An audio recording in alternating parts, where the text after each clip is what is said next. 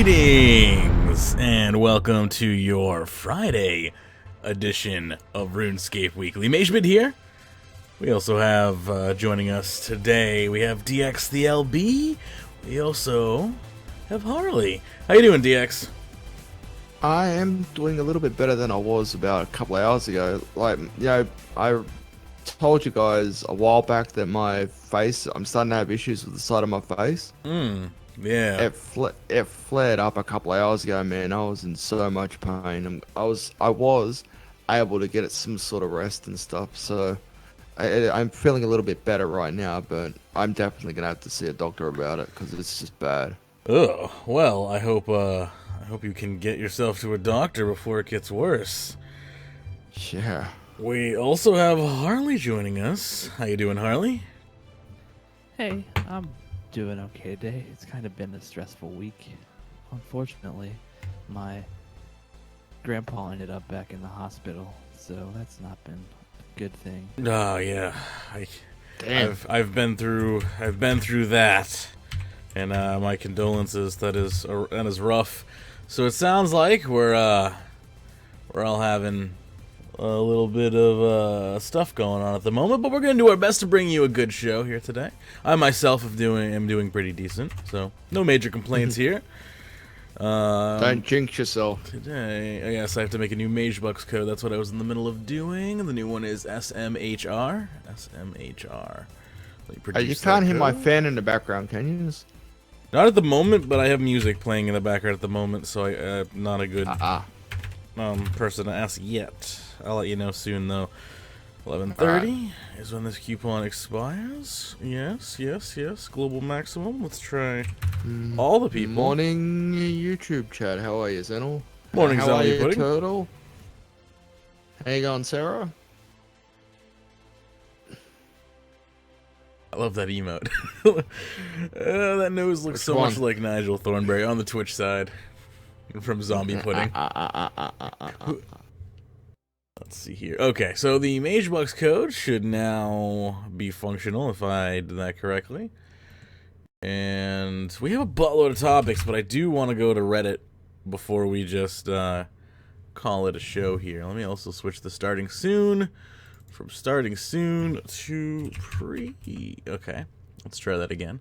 If you bump your mouse with X, like if your mouse leaves the focus of the window, like the window itself loses focus. It's really weird. All right, we are now in pre-show. Good stuff.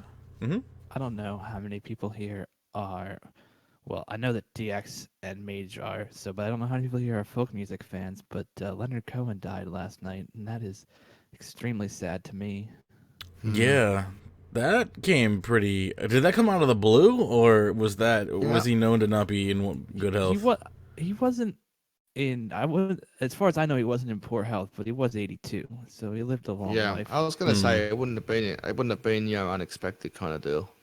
But he, and he just released a new album in September, which, in my opinion, is one of the best albums ever made. And he's already has like 3 or 4 other albums that I would also classify as one of the best albums ever made. So he's made a ton of amazing music. And when he was talking post that album, he also said things he was ready to die. Like I think that's kind of the only good solace I can find in it. Is it sounded like he was ready for his life to be, or as ready as you can be to leave this world.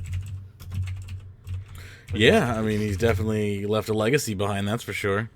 Yeah, it's a big loss. I think he's one of the best poets of all time. He wrote amazing songs and made amazing music. For people who don't know, like Hallelujah, which you probably know the Jeff Buckley version. If not from anything else, you probably know it from Shrek. But that is a song written by him.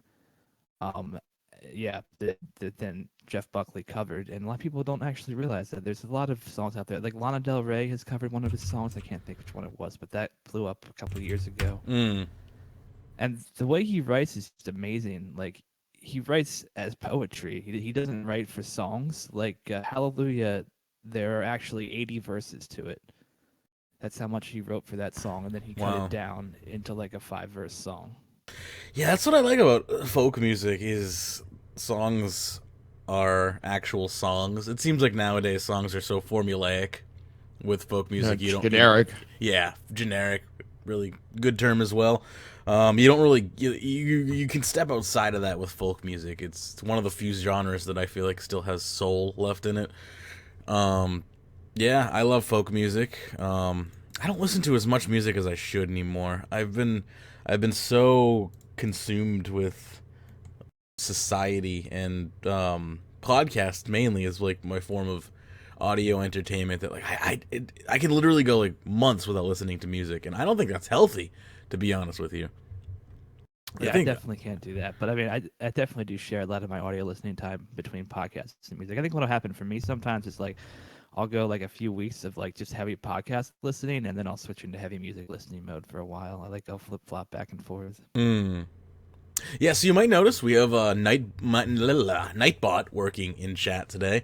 Nightbot is pretty tame at the moment, as I'm still tweaking its level of aggressiveness, because originally it was like super aggressive in the Discord chat, and unfortunately it's blanket rules, meaning I can't set separate rules for Discord and separate rules for YouTube or anything like that, and it's really weird as to how it like exempts people. For instance, it didn't go after you, Harley, despite the fact that you had you have like admin privileges basically.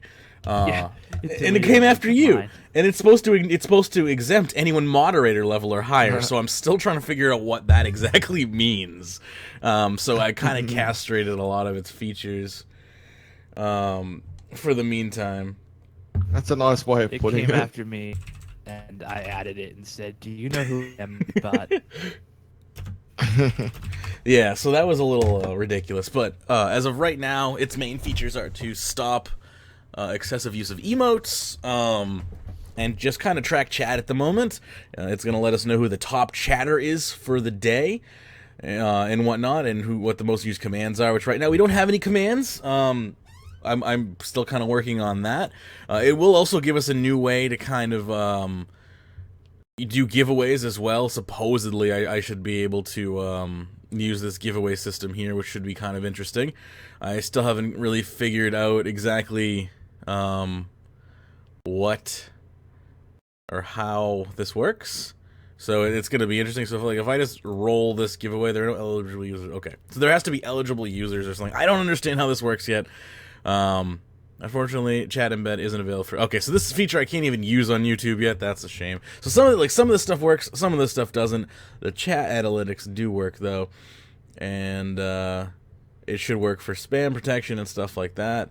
But yeah, if they're for the moderators we do have, let me know if you have any suggestions on what kind of commands you'd like to see Nightbot have, and I can work on it. But it's just we're moving slowly into the, current generation of streamers, if you will, as far as the technology that.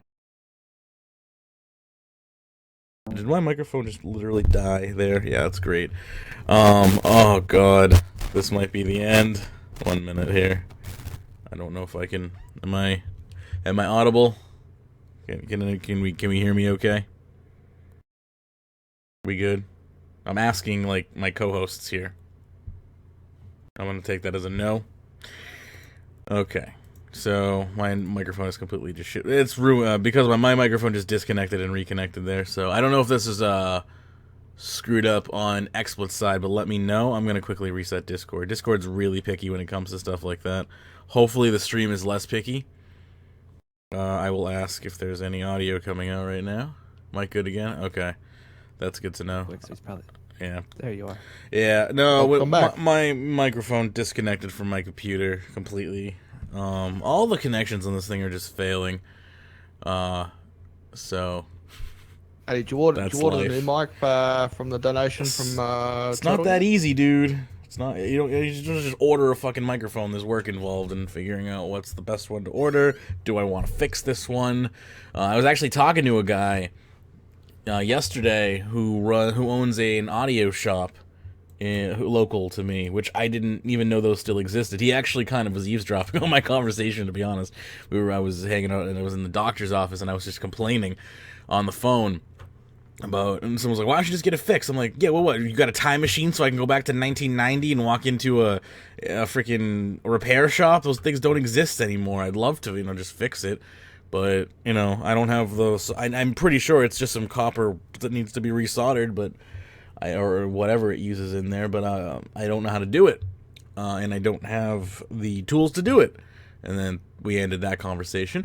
And this dude walks up to me. He's like, "Yeah, I own an sorry to like barge into your conversation, but I own an audio repair shop like down the road from here." And I was like, "Cool." So I took the number of his shop down, and I'm actually gonna go see if I can get this microphone fixed, because if it costs less, if I can fix this thing, then I'm gonna fix it. But if it's not worth fixing, then I need to talk to some audio aficionados about what the best way to go about it is, because I love the Yeti. It's compact, it works, it's an all-in-one contained unit, but if I can make this setup better for the same price or similar, then I would like to do that, so there's some people I need to talk to. We should talk. Yeah, we should talk. We've talked before, but now it's like coming to the point where A, I can afford it, and B, I'm going to lose my mind if I don't get a new microphone soon. Well, yeah, if you can get that fixed, definitely do, but definitely talk to me before you get anything. They're very good mics, like for podcasting specifically, and a lot of people don't know exactly. Like they'll just recommend you a generic mic, which would still be good, but like there's just great options for podcasters these days. Okay, I'd be curious to hear you out for sure. I've loved the Yeti. It's done me great the past couple of years, but it's been bumped so many times that the internal wiring is starting to become faulty, unfortunately. So my guess would be, if I do purchase a new microphone, it will probably be around Black Friday, or if this thing completely dies, that will be like an emergency situation. But yeah, that's my plan, is to try and get the best deal and also make an informed decision before I purchase anything, so I'm not in this situation again in a couple of years, hopefully. Because I've heard that like I've talked to Sudwood, and Sudwood's like, dude, I was like, there are microphones you could literally like whip across a wall, like whip at a wall, or I think there was one microphone. He's like, they buried it in the ground over the winter, dug it up, and plugged it in, and it was fine. Like that's the kind of microphone that I need. Yeah, that's what I have. I mean, I have a stage performance mic, so it's actually meant for singing. Yeah. So, I mean, it can just withstand anything. My only problem is I have a crap preamp that I need to replace. Yeah. Yeah, and I'm cool with buying the only thing that I want to have in my setup that I just can never go back to not having again is pass-through audio. Like hearing myself as I'm talking in my own ears with no delay is extremely helpful to understand audio balancing of things, and I don't want to go back to not being able to hear myself. So that's the only, my only real caveat is when I build a new system, it has to have a place for my headset to plug in so I can listen to the feed live as it's being fed to the computer, so I can hear how I sound in relativity to everything else. Most good USB preamps have a monitor. I would hope so. So, and again, yeah, we have a good budget now thanks to One Magic Turtle, so I don't want to be cheap about this, but I also don't want to be frivolous with it. I want the best bang for my money as well. So, yeah, I'm looking forward to talking about that. If this microphone isn't worth repairing, which I have a feeling it's probably not worth repairing. But maybe it is. Yeah, it kind of depends what kind of deal that guy will give you. Exactly.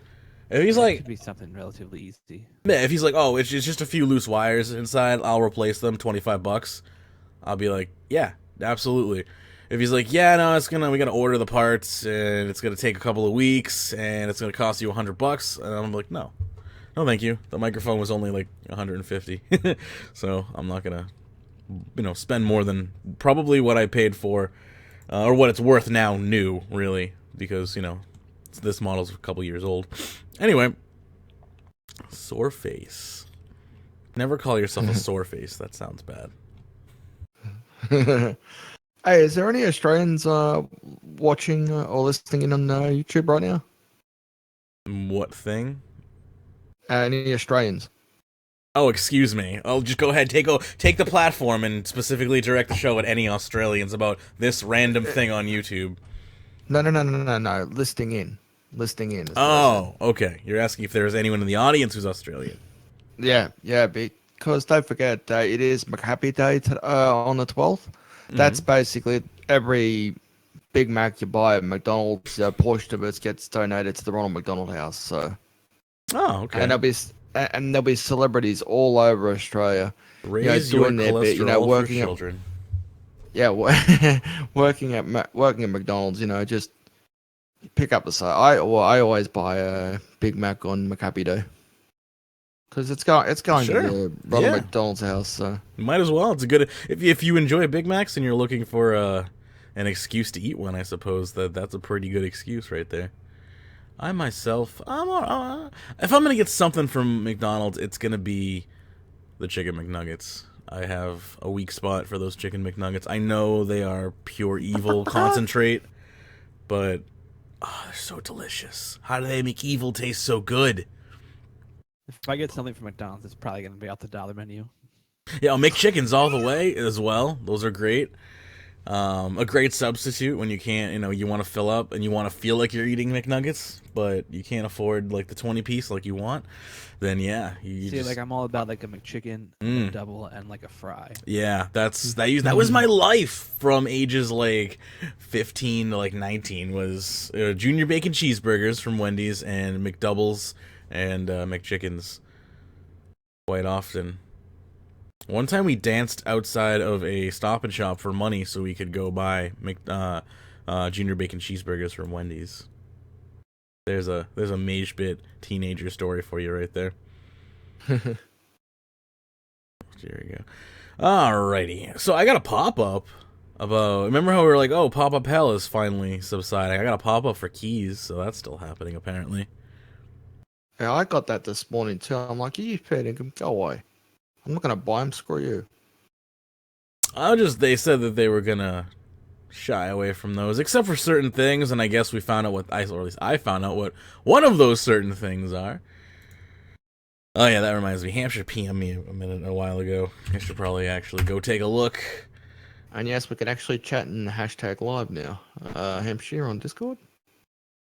Yep, live chats up as well for Discord. We have all the chats now on screen, all the important chats at least. We're not representing yet Beam Pro or Hitbox, but we don't have any viewers there yet, despite being live constantly. We're always live there. We just never really get any actual viewership there, so I don't know why bother. We barely get any on Twitch, and it took me long enough to put that one up because now there's like sometimes one or two people on Twitch, but. Someday, this all the chats will just be flowing with wonderful comments of hopefully RuneScape-related things. All right, let's see here. RS Weekly. So it looks like we have some. That's a delicious pile of spaghetti. All right, we have some new emotes here from Hampshire. I'm gonna go ahead and download those. And we'll add these to the game. What have we got on? We have Spaghetti Code, we have Willow Pet, and we have Europe. Honestly, you might want to. I'm just gonna check and make sure there isn't actually because there's already actually a default Europe flag as an emote. That's the European Union flag. Just a basic emoji one, yeah. So I'm not gonna use that one as it's a little redundant, but I'm totally gonna use these other ones here. That doesn't look like the map of RuneScape. You're the map of RuneScape. Right. Don't. Oh, I should go find it. But the RuneScape Twitter tweeted out a graphic talking about how many untrimmed capes there are in the game. Oh, really? Yeah. Yep. I'd be curious to know. Might be that hard to find. Guess how many invention ones there are. Don't spoil it, DX. I'm not gonna. Alright, we're talking untrimmed invention capes, or? Yep, untrimmed invention capes. Untrimmed invention capes. I'm gonna guess like 300. 5. 5! Wow. I guess it must be really hard, actually, now that I think about it. It's also because it's new, I think. Hey, BRS. How you doing? Hey. We're getting some new emojis in our Discord channel. Discord.runeweek.com if you want to join us, by the way. You are right that it's hard, too, because it takes... I would say it probably takes at least 100 hours worth of play, if not more, to get to the point where you can start leveling Invention. Yeah. Yeah, I mean, I think most of you'd probably have to create it. I'll be honest with you, you probably will have to create a new account if you wanted to do that properly. Because most people, I would assume, have gotten a 99 in something by now before Invention came out. Yeah, that's why 32 by 32 is their max pixel size. Hey, what the? And someone's giving me feedback. And they shrink. Harley. And they shrink down to about 15 by 15 when they get put into regular chat. So it's kind of annoying, but that's why you have to kind of pick ones that are detailed. And I think you did a pretty... The spaghetti one might be a little tough, but the Willow Pet one looks pretty good. For Reddit devices, they go big in size. Yeah, I figured that. I think on mobile, they use the bigger versions as well. But on the desktop, they use the small ones. And I find that to be very frustrating. But what can you do? I've kind of gotten used to it. And if you think about the spaghetti one, like if you look at it, and then you see the code for it, it makes sense. It does look like spaghetti, and it also does look like meatballs from further back. Yeah, I wasn't getting any feedback either, Zettel, so I'm not sure what was going on there. But might have been my headset giving it for some reason. Might have been. Muted and unmuted either way. So. Yeah, Harley generally uses push to talk, I thought. No, I mute when I'm not talking during the regular show. Ah, even more interesting. I don't like push to talk because you can start talking and press the button and it can cut off like half a second of your word. Yeah, it's annoying. I agree. I am quickly just plowing through Reddit here before we bother starting.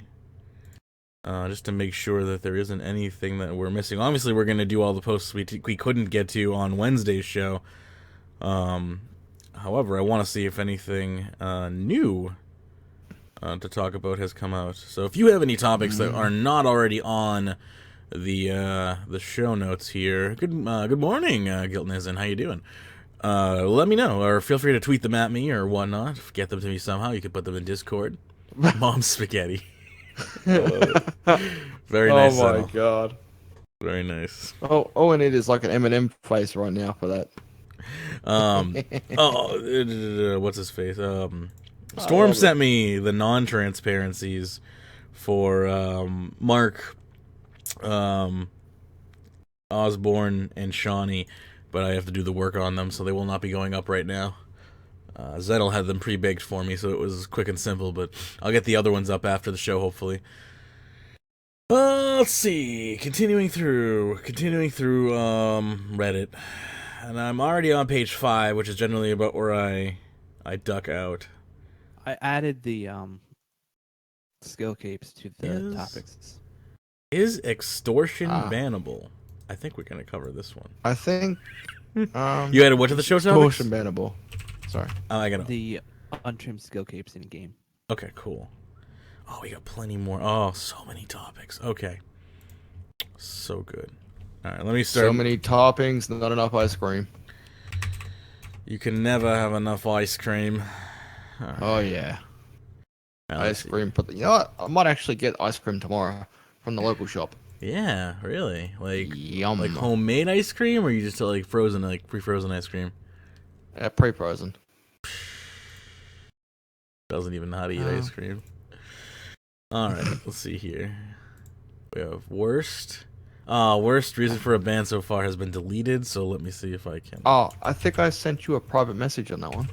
Just in case it did get deleted. Yeah, it's in your PM in Discord. Really? Yep. Okay. I'm glad I saved that one. Yeah, smart move. Have a look at it. Tell me what you think of it. Alright. Yeah, we could definitely cover this one. Pern would have a field day with that. Too bad he's not around today. Yeah, too bad. Too bad. He'd love that.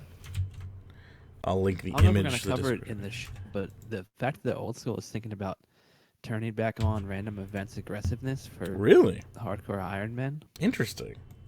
I kind of don't like that at all. Yeah, I'm not a fan. I mean, at least it's only for hardcore Iron Man. But Yeah, but it's to turn on an archaic botting system for anybody seems kind of silly to me. I mean, clearly it's not. They're not doing it out of fear of botting, but more so just to make the game harder. Yeah, I know, but it's just, I don't know. They Ages aren't no. fun. No, they're not. They're annoying as hell. That's for sure. I mean, like, I probably won't play Hardcore Iron Man for a long time, like a couple of years. But I probably would at some point. But if that's gonna be on in old school, I will not play one in old school. I don't think I'd play one in old school anyway. That game's too hard as it is. Well, this RuneScape item, I'm a little worried. Okay, I'm just looking for where to start putting these topics without them being out of place. Without him being spaghetti. This is not a troll post. Under request an update. Okay, this is weird. You know, because I've actually thought about this as a kid, so I actually kind of like this topic. So we can do this one. We'll do this one. Yeah, I'm with you, Xanel. I miss random events. Just for the record, for those people in RuneScape 3, you can still see some of those random NPCs. That Molly and her sister live in Varric. The weird old man who used to teleport you, he lives in Draenor. And if you go through dialogue with him, you can actually get the evil cat teleporting him away, so you can actually go downstairs to have a look at some of the random elements that were dismantled after random events disappeared. The dragon lives in the Varrock Museum. That sounds like something you'd say to a double agent for a clue scroll. Dragon lives in the Varrock Museum. Yes, by 1:45 we'll have the cabbage. Sorry, I got a little weird there. All right, well, we have so much to talk about today. I don't know if we're going to fit all these in one show. I'm going to probably save the rest of these for Sunday's Elite show. That way, well, because I think we have at least like 2 hours of stuff to talk about right here. Yeah, Sarah, the sandwich lady was the worst. Sandwich Lady was annoying as hell. Any of the random events that if you didn't realize it was happening until it's too late and then you teleport you to a random place, that was horrible. I'm on the show, but I have a friend who got a party hat because the Sandwich Lady was a bot. Yeah, you've told that story before. Tell it again though. If you'd like. Man, There was a friend of mine was fishing. I think it was in like right outside Varrock in that one fishing area, and the Sandwich Lady showed up. And there was a bot there wearing a party hat, and of course they were not paying attention because they were a bot. So she attacked them with her bread and killed them. And the party hat. This was way back when items just showed up instantly, no gravestones. So the party hat just appeared. Oh, well done. So good. I'm gonna transfer the notes over to Discord.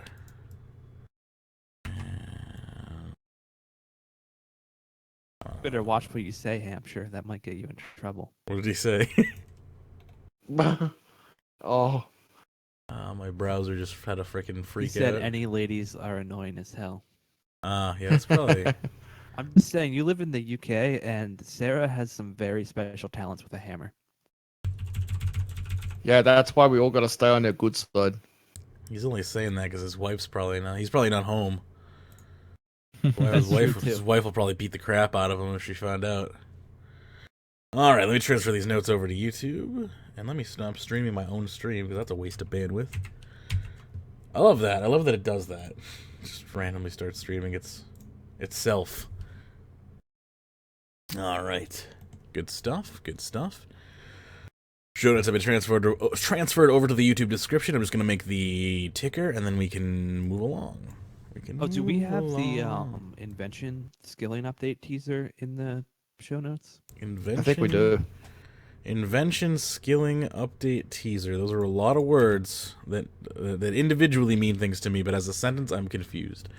Mod tweeted out a photo yesterday of what's coming for skillers in Invention, including one of the perks. Do we have that one? I think it is in notes. Oh, last time I remember seeing it, but I didn't put it in. But I remember seeing it, so it might have already been put over. Let's make sure it's actually there, shall we? As I don't know what I'm looking for, so I will look in the topics and see if I can find it. All right.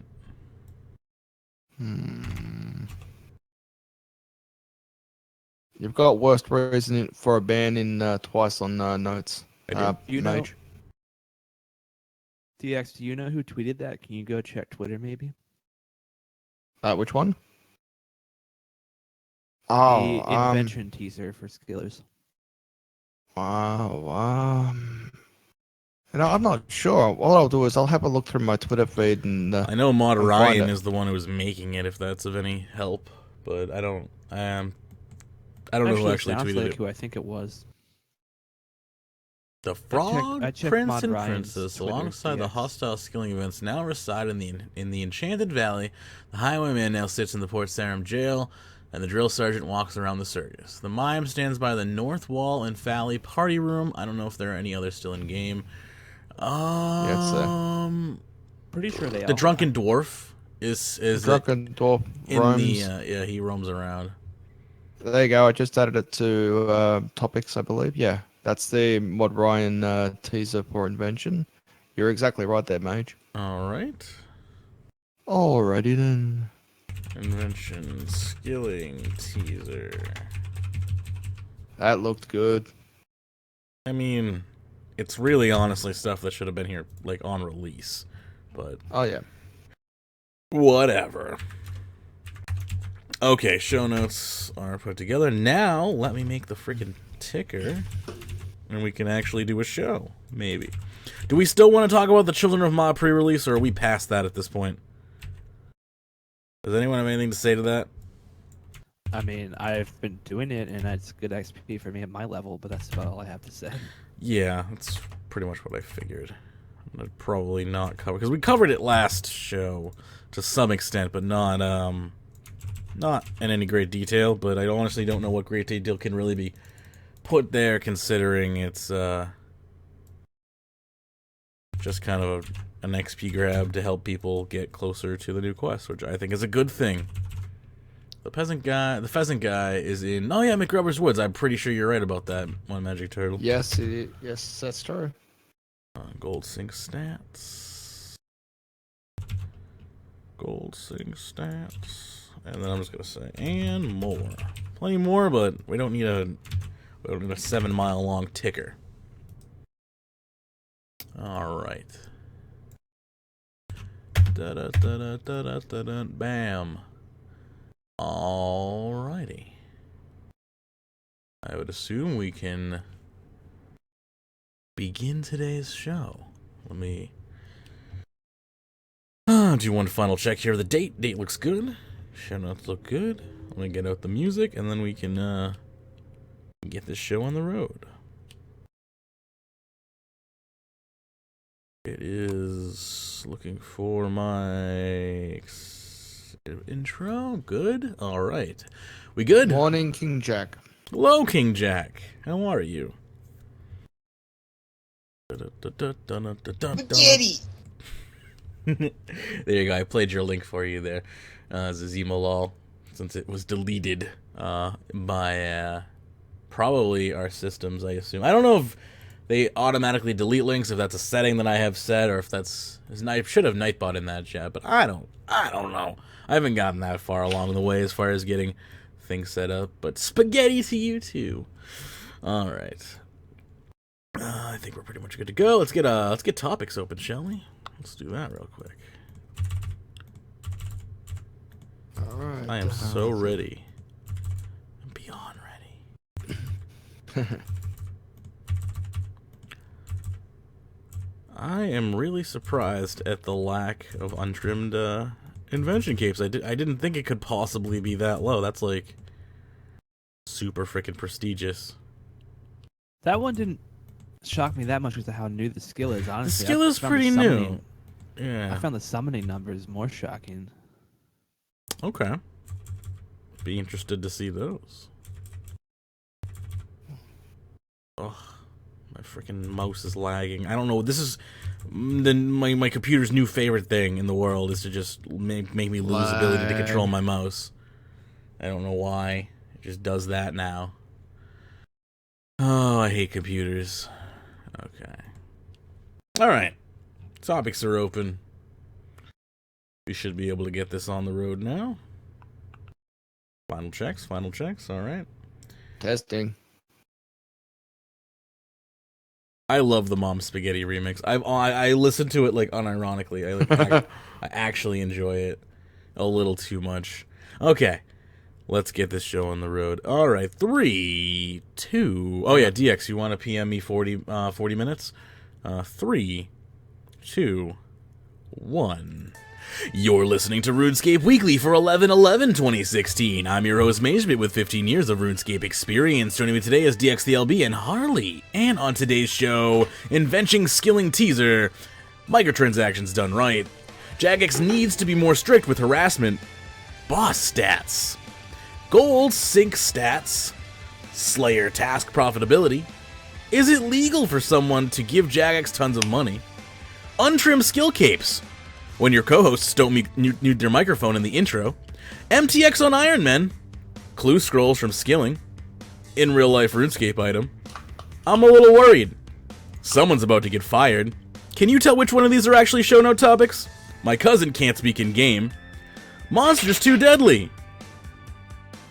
Alright, that's it. DX, your server muted. Congratulations. Livid refund my time, not points. Worst reason for a ban. Are people okay with this? Jagex, this annoys me. Birth by fire. Vindicta RNG. And leaving with a bang. AKA the Dxthelb story. Congratulations. Thank you for tuning into this edition of RuneScape Weekly, and enjoy your spaghetti. Welcome back for your spaghetti edition of RuneScape Weekly. I'm your host, Spaghetti Bit. We have an interesting show for you today. And we also have a new emote. We have a spaghetti emote in Discord. So if you are interested in getting yourself the sweet spaghetti emoji, pop over to discord.runeweek.com. Anyway, that was a good intro. How you doing, Harley? I am doing good. I kind of want some spaghetti right now, but, you know, at least I don't have salt. I always want spaghetti, but I'm always salty. What can I say? My entire intro was just ruined, so I'm not a happy camper at the moment. But we're going to roll with it. We're going to roll live. And, of course, just want to mention, of course, we do have the new Tip Us Live feature. Speaking of live, you can go to tip.runeweek.com anytime while we are broadcasting the show and tip us anywhere from 50 cents to anything you'd like. And you can include a message along with that, and we'll be alerted. We'll read your message. We'll talk about what you said. What the fuck is this intro? Blame it on DX. He ruined it. I'm sorry. I was trying to read the intro, right? And I'm like, I can hear these sounds, and I'm like, I can't read and look at my right-hand monitor at the same time. And eventually, I stored up enough words in my head that I could talk and look at Discord, and all I could see is DX's little green light all lit up during my intro. The disrespect, can you believe this? So I started dropping hints, but then I realized he just completely left his microphone hot and walked away from it, so I server muted him. And that's what's gonna happen for the first like 10 minutes of the show. When it's just part of the job. You know when to mute and unmute your microphone. And you know, we're all guilty of doing things like that. But you know, sometimes you just need a little reminder. I mean, DX has used his sonic weapons on us, and I feel like it's only fair that I can use my my sonic silencers when it ruins my intro. DX was the doctor. Say what? Oh yeah, what is Sonic? Yeah, DX sonically screwed me, but not with a screwdriver. Anyway, it's been 1 week. I don't know. I'm so discombobulated now, and I guess I'm gonna bring DX back so he can read me my PSAs. All right, are you decent, DX? Are you good? I'm decent. Yes, I am decent. All right. What's up? What is with Fridays, man? There's always something happening to me on a Friday. What's I don't know. the deal? I don't know. I'm sorry about that, fellas. Did like your great grandfather like kill some sort of like evil monk on a Friday, and your lineage has been cursed for the past generations of you just have horrible luck on Fridays? Oh, I've had horrible luck for ages. It must have been that time where I walked under a ladder when I was a baby or something. I don't know. I can turn Harley up by like 20% here. Bring her up to 130. It's like anything that could possibly go wrong on a Friday will go wrong on a Friday at my end. Oh man, sorry to hear that. Well, like I said, sorry about that, Mage. When you were doing your intro and stuff like that, all of a sudden all I can hear in my headset is running battery low. And I'm like, are you freaking kidding me? I complain about wires a lot, but I also don't miss that being a problem. So, like, that was interesting. So yes, anyway, oh, dear. you can feel free to tell us how bad we're doing by going to tip.runeweek.com, leaving a tip from anywhere as low as 50 cents up to whatever, really. And pretty much everything I just said applies there. So have fun with that. Your name will, of course, pop up on the screen as well. So we're testing out that new stream tip feature there, so feel free to have fun with that. Anyway, yeah, we got a show for you today, that's for sure. I mean, we're off to a great start, so, you know, DX, if you want to just take it away with the PSAs, feel free to do so. Okay, the minigame spotlight is on Fishing Trawler, and yes, I have double-checked this. The circus is currently located at Lumbridge, thanks to that new command that we got on live on Discord. And made an idiot out of me on Wednesday. Oh, you mean better DX? Yeah, DX 2.0. The DXing. I've been replaced by commands, isn't that great? The 22nd. This was tweeted out earlier on by Mod JD. The 22nd of November's RS Dev Q&A will be an art stream, and it'll be focused on the children of Mah. So that's a heads up for you. And I found this rune stat which came through. Only 2 quests have been completed this year within a minute, and they are Imp Catcher and Tears of Guthix. Tears of Guthix is Tears not of Guthix is and Imp Catcher. Tears of Guthix is a quest? I forgot. I thought that was just a minigame. But I'll let it fly for now. Thank you. Back to you, Mage. Yes, so thank you for the PSAs. Also, we have a Make Emoji PSA as well. If you want to make emojis for our Discord, submit 32 by 32 pixel images to show@runeweek.com or @RSWeekly, or simply join our Discord at discord.runeweek.com, and you can submit them to us that way. We have 18, I believe, more spaces available. That's going to go down when I add 3 more to that. So if you want to get your emotes in, or at least your shot at an emote in, feel free to send them to us. We currently are looking to pretty much get as many emotes as we can possibly do. The server holds up to 50, so I say, why the hell not take advantage of that? And of course, as we get more emotes, I'm looking to get rid of some of the more generic ones with kind of custom ones. So yeah, if you want to get your hands in on an emote, please feel free to give it a go. Any memes apply, whatever, do whatever you want with it, have fun with it, but just keep in mind, whatever you can fit into a 32 by 32 pixels square, not a whole hell of a lot. So, and keep in mind, it shrinks down even further when you drop it into a regular Discord like desktop chat client. So yeah, there's not a whole lot of room for detail there, unfortunately. Anyway, why don't we get into the actual show here? We're going to start off with a tweet by Jagex Ryan, who says, I suppose it's time to share some tab progress on the new invention tools, UI graphics, and, oh, what's that? Clues from Skilling? So, as you can, I'll bring this over to my main monitor here for just a second here so we can get an idea, because it's very visually oriented here, but we have the Augmented Hammer, the Tinderbox-O-Matic, we can see here, and the Hammertron, all different, obviously, devices specific for their skill. So we have coming smithing, fire making, and what's the other one? And smithing, fire making, and what else? Wasn't there one more that they were going to augment, or is it just smithing and fire making? Wasn't there a needle? I thought there was a needle, but maybe not. They're not showing it, at least.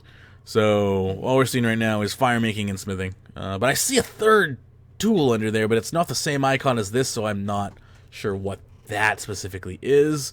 But it is the same amount of invention inspiration as the Tinderbox-O-Matic. Or level, I should say, not inspiration. Well, it is the same. Well, we can't tell, actually, but we can tell it's the same level. So, I don't know. That's the best we can do right now as far as that goes. And apparently, he mentions clues for skilling, and then, unless there's like a second image here, which there is not, he kind of just drops that and then doesn't include any images with it. So, if you look at the perks side, like it looks like the horseshoe. That's photo. Prosper. Prosper? And, yeah. Looks like a horseshoe. Read the description. Yeah, allows you to find clue scrolls whilst skilling. Okay, that's kind of cool. Why do I have a feeling? So I'm seeing that Prosper also is not a ranked a perk, meaning that like it doesn't get better depending on which type of perk you have. It seems to be just one base one, considering it's not called Prosper 1. So I wonder if that means it could be any level clue scroll and you have no control over that, because that could get kind of annoying if you're just constantly getting easy clue scrolls or something like that. But it's a really cool idea. I would love to toss that on some of my skilling items here. Again, being someone who's mainly doing divination, these really provide nothing for me personally, but what can you do?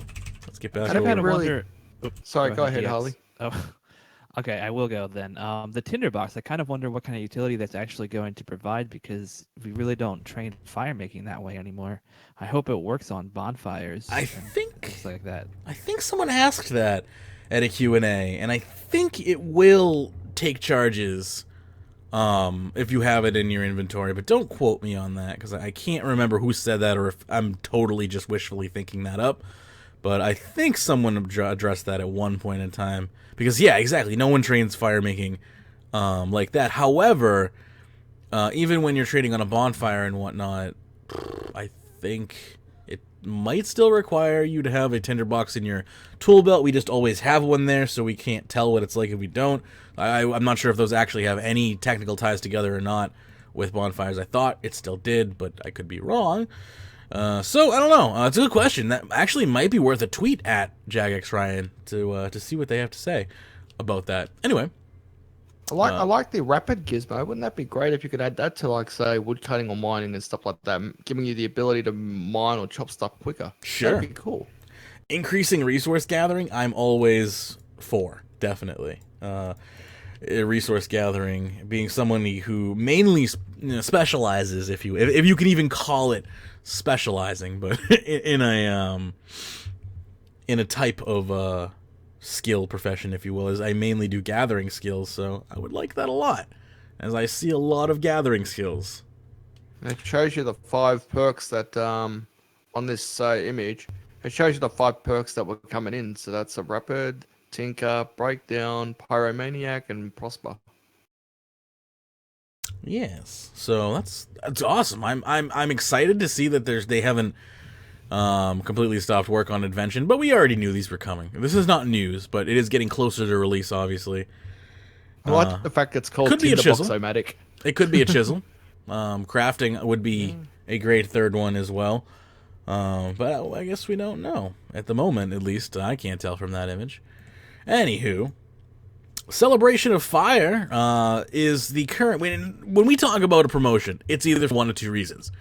When we talk about a promotion, it's either because it is ridiculously egregious and it's impacting the game in some way, or B, they've actually done the promotion right, and sometimes we just need to tell them when they have actually done a good job at something, so maybe they will do it again in the future. Some positive reinforcement, yeah.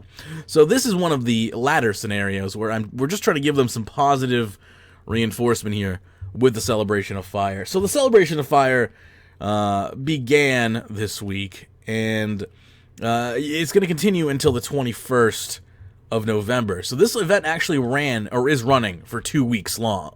And this is not a treasure hunter promotion. This is one of the more rare Runecoin promotions. So there's still a microtransaction tied to this promotion. However, it's really not demanding at all. In fact, from what I've noticed here is, for instance, I've been online since, about 8 o'clock this morning, and you need to collect 1,000 of these embers per day.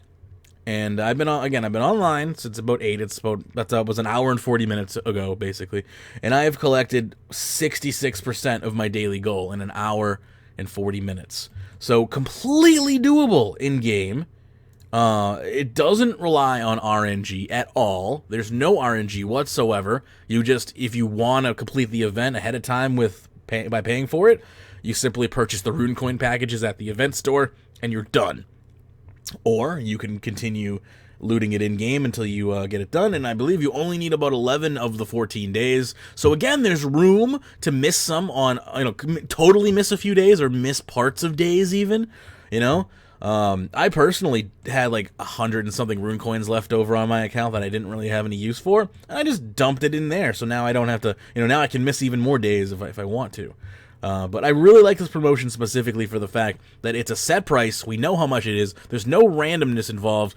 It's not like someone could spend $10 and do it, and someone can spend $100 and still not do it. It's a set price for everyone. It doesn't have to do with your luck. It doesn't, compulse gamblers. It just, you either participate it and you put your time in over the next couple of weeks, or you pay for it outright. And I think it's, a fairly affordable price as well if you want to do that. And so I am a huge fan of this promotion for those reasons. Does anyone agree or disagree with that here? Does anyone not like this promotion or like this promotion? Go ahead. I completely agree with you. It's 10 days, so yeah, you can miss 4 days if you want to. 10 days. Gotcha. You've got about 2 hours played and you have it. If you do fire making, you'll get it in about an hour. You'll have your entire thing. Yep. So it's pretty dang quick. So if it's not that hard to find the time to play. And the nice thing is they have multiple ways to, even with rune coins. Like you can purchase, the fire straight up, but if you want to, you can also just purchase so that you can do 5 days at once if you're going to miss some days, and it's actually oh yeah, extenders, event extenders. Yeah, I forgot about those. That's a really great idea. It is, because if you can only play like 2 days a week, that gives you a chance to just spend your 2 days doing the event. Yeah, I totally forgot about the event extenders, and that's a very good point. If you know that you can't complete the event in the allotted time, but you have 1 day where you can beast it out or something, or a couple of days, yes, the event extenders will let you go beyond the daily requirement, and they're much cheaper than buying the embers outright. So if you want to put the work in and pay less but still get that boost, you could do that as well. So it's very friendly depending on whether you completely just want to buy the event, whether you want to just have a little bit of a helping hand because of time constraints or whatnot. It's very thoughtful of different people's situations, and I think that is something that they need to do more of in the future, is be sensitive to the fact that not everyone can pack 40 hours of training into a couple of days, like with some of these promotions. The fact that they're basically asking you to play the game no more than an hour in 10 days, like over like 1 hour a day for 10 days straight, or 10 hours in a day if you want to spend rune coins or whatever, I think is a really positive step for microtransactions. And I'd like to see this happen a little bit more, and I think we're definitely not alone in feeling that way. I would say the go ahead. biggest thing that we hate about Treasure Hunter is the unhealthy habits it encourages. One of them being gambling, and the other one being, if you're not gambling, is the ridiculous amount of time it takes for some events. Because I think you played 50 hours in one weekend and didn't even complete the entire Sun Fury outfit. So it's like they have these insane requirements. Yeah. You can either play the game unhealthily, or we can teach you how to gamble, which is also unhealthy because people can get addicted to that super easily. Yeah. Yeah, the fact that when the Sun Fury outfit was out and I spent about 50 hours doing divination in a weekend and I could not complete the outfit, I still bought, I think like 20,000 flares, and I still, even after that, didn't finish the outfit, but I needed the cape and the shield. So I purchased one of them and the other one I left behind, and I got the helmet, legs, boots, gloves, chest you plate. left the cape because who's gonna wear a cape when they have max cape? That was pretty much my thought process for that. Although the cape does look pretty cool, I never wear any cape besides a cape of some form of a cape of accomplishment. So I was like, yeah, I might as well just leave that one behind. But I got everything else. So yeah, and I had to pay for one of those items out of pocket, and the rest of them took me 50 hours to obtain. And that wasn't even like, there's no benefit. It was a purely cosmetic item. And so is this. This is purely cosmetic. Why can I do this in an hour every day? And that previous promotion, I could do 50 hours and still couldn't obtain it. I'll tell you why. Because one was well thought out with the players in mind, and the other one was just a dirty cash grab. Anyway. Hopefully, I agree. They've done this one right. And apart from that, you can get like Harley said, you can get the embers by doing various skilling. I got a whole bunch of them skilling in the Citadel the other day, and plus I'd like to spend the time on the Uncharted Island, and I got at least 600 of them just on that alone. So they've really got it right this time around. As Kind over on Twitch is saying, gotta wear that comp and max cape for those E-dates. Exactly. See, you can't. I mean, how is my E-date gonna respect me if if their cape is better than mine? Hey Mage, do you have 99 cooking? You know it, baby. Anyway. So, I really hope that this was kind of a taste of what's to come in the future as far as microtransactions are to come. I am going to be cynical and say that no, people just don't want to see the fact that, yeah, every now and again they do release a fair promotion. And because let's not forget, Harley, I'm talking to you in particular because I feel like this pushes your buttons as more than most people on the show. Is the Mimic Boss is coming back pretty soon with another shot of that tongue cape. You just gotta pay for each attempt. That's all. No big deal. Just get some more keys. Yeah, so, I think I just rolled my eyes so hard that they are now stuck in the back of my head.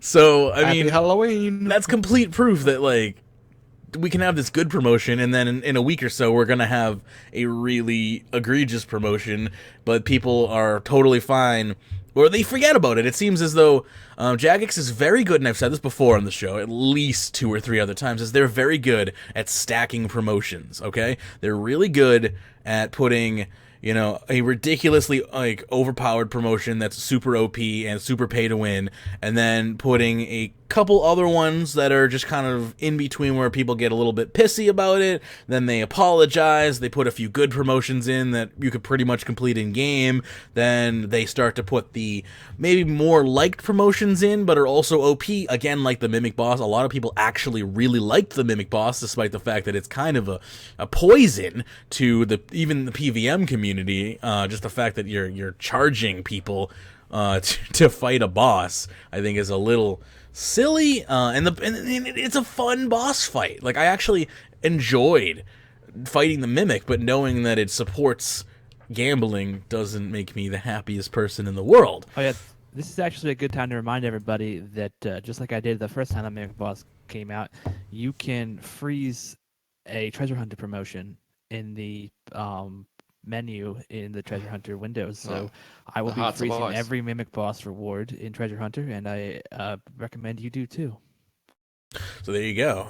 Yeah, you can completely disable it if you are against a specific promotion, if you don't want to participate in it. I can't guarantee that Jagex looks at the data that way, but if it makes you feel better, or maybe they do look at that data that way, then you are making a difference as well in that way. I obviously, we don't know for sure, but at the very least, if turning off that promotion is something that would make you happy, then let it be known that that is a thing that you can do. So I just foresee this going in the same circle it's been going in for the past couple of years. Is now we'll see the ramp up of some. Once this month ends, we have another half of this month to go here, and we will probably see a couple more promotions this month. I would, if I had to, take a wild guess, and I guarantee you there will be at least one more promotion this month, which is probably the Mimic Boss. That's going to be a little ridiculous, and then we might see one more that's probably just going to be fairly mediocre, and then once the month flips over again, I promise you there will be at least one in December, and I would love to eat those words. If at the end of December I could eat my words, then honestly, Reddit and Runescape Weekly and everyone who has been watchdogging the microtransaction community, well then congratulations, we've won. I'm fine being wrong about this because that just means that we maybe have finally won in on that stance, but it doesn't mean that we can rest there, because if we do, they're just going to creep back in. So, there has to be an ever-vigilant watch on microtransaction creep.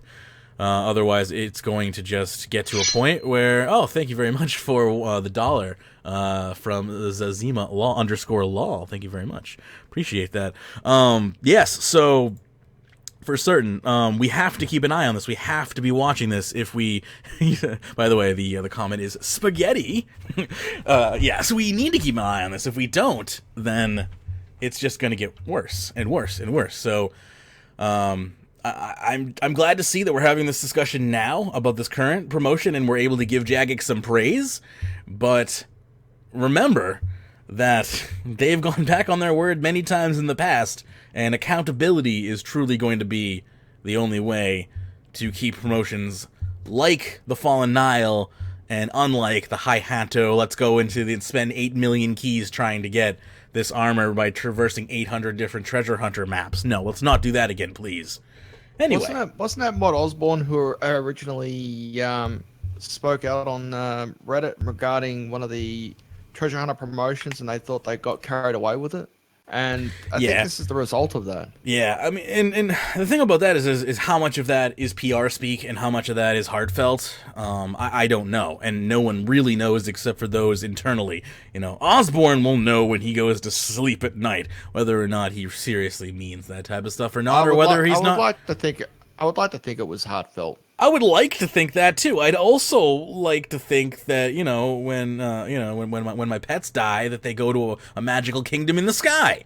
But go to the pet cemetery. Yeah, and I mean, I can't take this as proof that anything has changed, because I mean, as Mage said, they do events like this all the time. Like we had the Port Sarum event, and that had, I guess that was only a weekend promotion, but you could do that every day pretty easily and unlock it. And before that, they had the Falador event. There are always there are MTX events that are pretty fair. I would have to see like a year of events that are actually fair before I believe anything's actually changed within the company.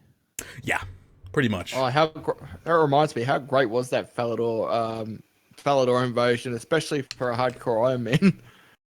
That was sad for hardcore Iron Man. That was an amazing event it was an amazing event for me. I got so much XP. I loved the event. I mean, the event trolled me. I mean, I really trolled myself, to be honest with you, when I accidentally died to the Black Knight.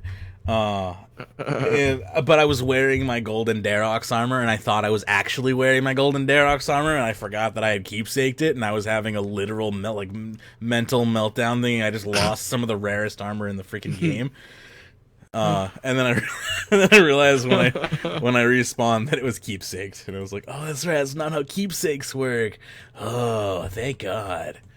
Yeah, one of those evenings. Anyway, why don't we continue on to our next topic, unless anyone has any final thoughts on microtransactions. I know, what a joke to say, does anyone have any final thoughts on microtransactions? It never ends. But does anyone have any thoughts on this particular microtransaction topic before we move along and talk about player offenses? Go ahead. Too bad we don't have Jerry Springer on, so he can give him his final thoughts. That's what we need. That's what RuneScape Weekly needs for the ratings. DX, start sending out emails to Jerry Springer. I'm sure that'll save us. Anyway. We good? Let's go. Okay. Yeah, so good. Next topic is by I'm the Dodo, and it's Jagex needs to be stricter about certain player offenses. This does have a mod response, and I'm going to go ahead and read into it, and let's talk about it. So it says here, first of all, I wish to ask not to hide this post, as clearly this needs more focus. For some days ago, a certain player decided to go brutally all out on a player using distributed terms and name calling. He was later given a 24-hour mute by a player moderator as things were out of control. And then there's some picture proof here that says, effing leeching undeserving piece of suicidal trash that should have killed herself. So, I mean, obviously a little over the top is an understatement. Over the top statements, completely unnecessary. But welcome to the internet, of course, right? I'm getting sick of having to say that. So moving on, it says, from the link above, you can see one example of how far it went, and to try to keep this thread healthy, we'll go with that one. However, Jagex decided not to do anything about this. In fact, they even accept his appeal, and this day he's received zero consequence about his harassment. Now, this isn't serious enough to be seen as an offense and even possible to appeal. Where does the limit go?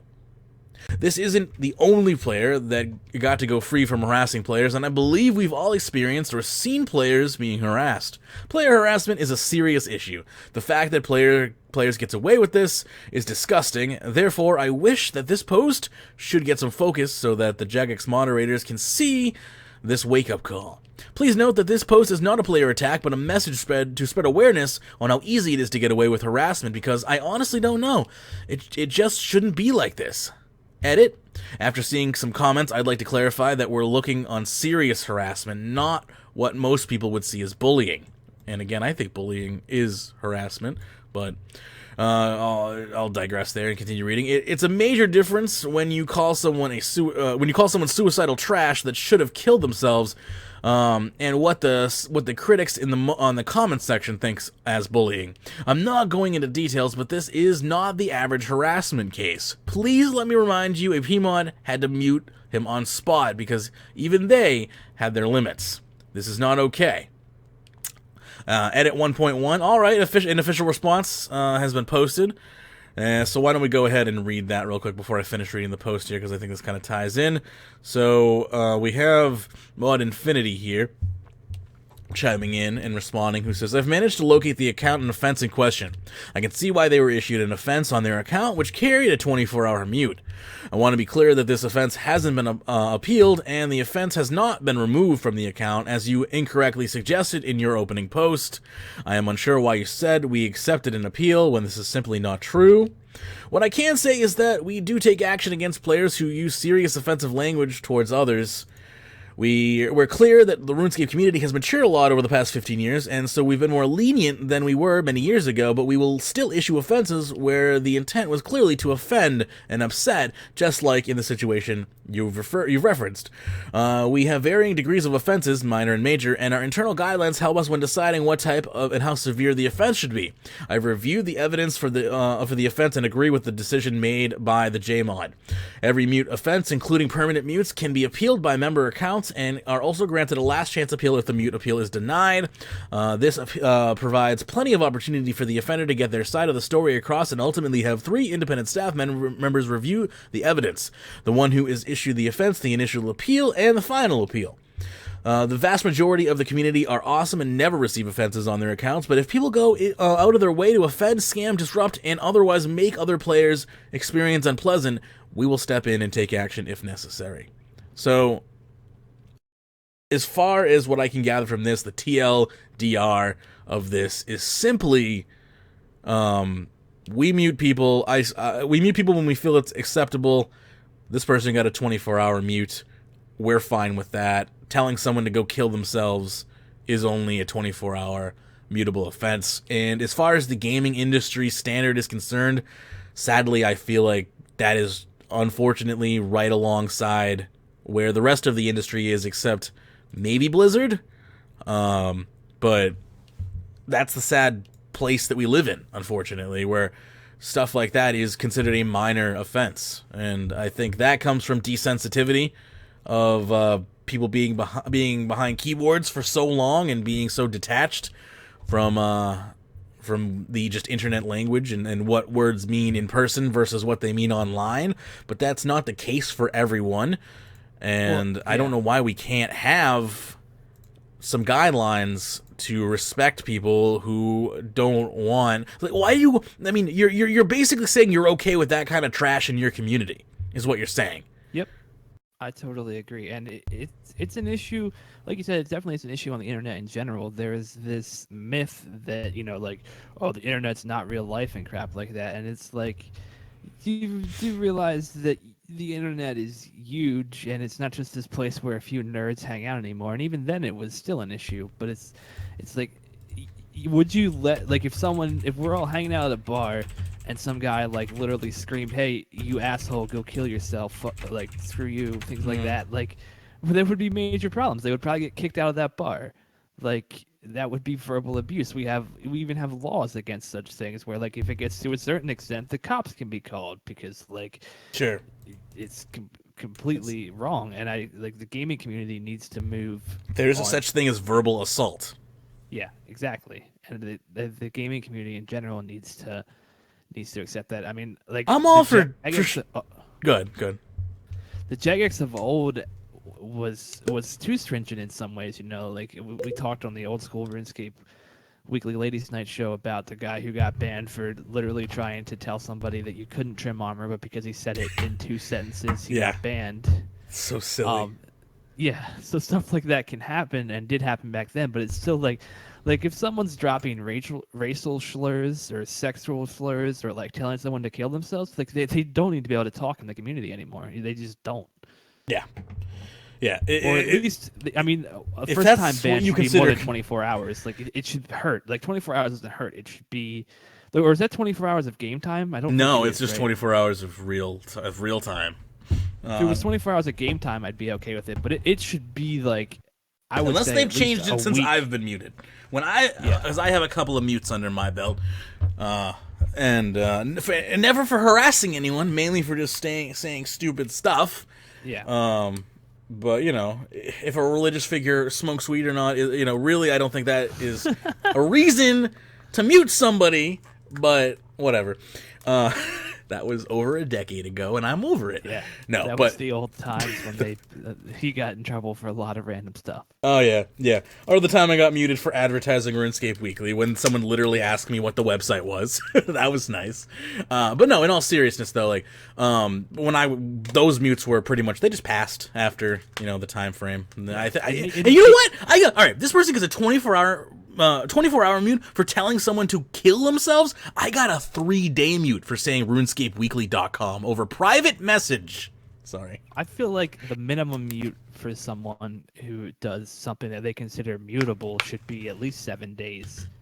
Like It depends on what's said, I suppose, and if that's set properly, then yeah. If they think it's a mutable offense, like they have pretty high bars for what's a mutable offense these days. So like to me, if it turns into actually being a mutable offense, like we've it moved should into actually some hurt. serious 24 shit. hours does not hurt you at all.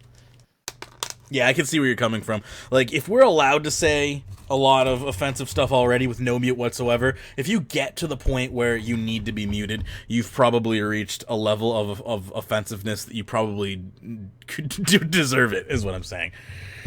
I totally agree with what Harley said there. You know, a 7-day ban, because like telling people, especially for those people who have low self-esteem, and seeing somebody telling you to go kill yourself with low self-esteem. What if you were already just looking for someone to say that to you, and you know, there are plenty of people out there who are just like a crime. Like you can go to prison for that if it gets found out. If you told someone to kill themselves and they go through with it, like you were an accessory to murder.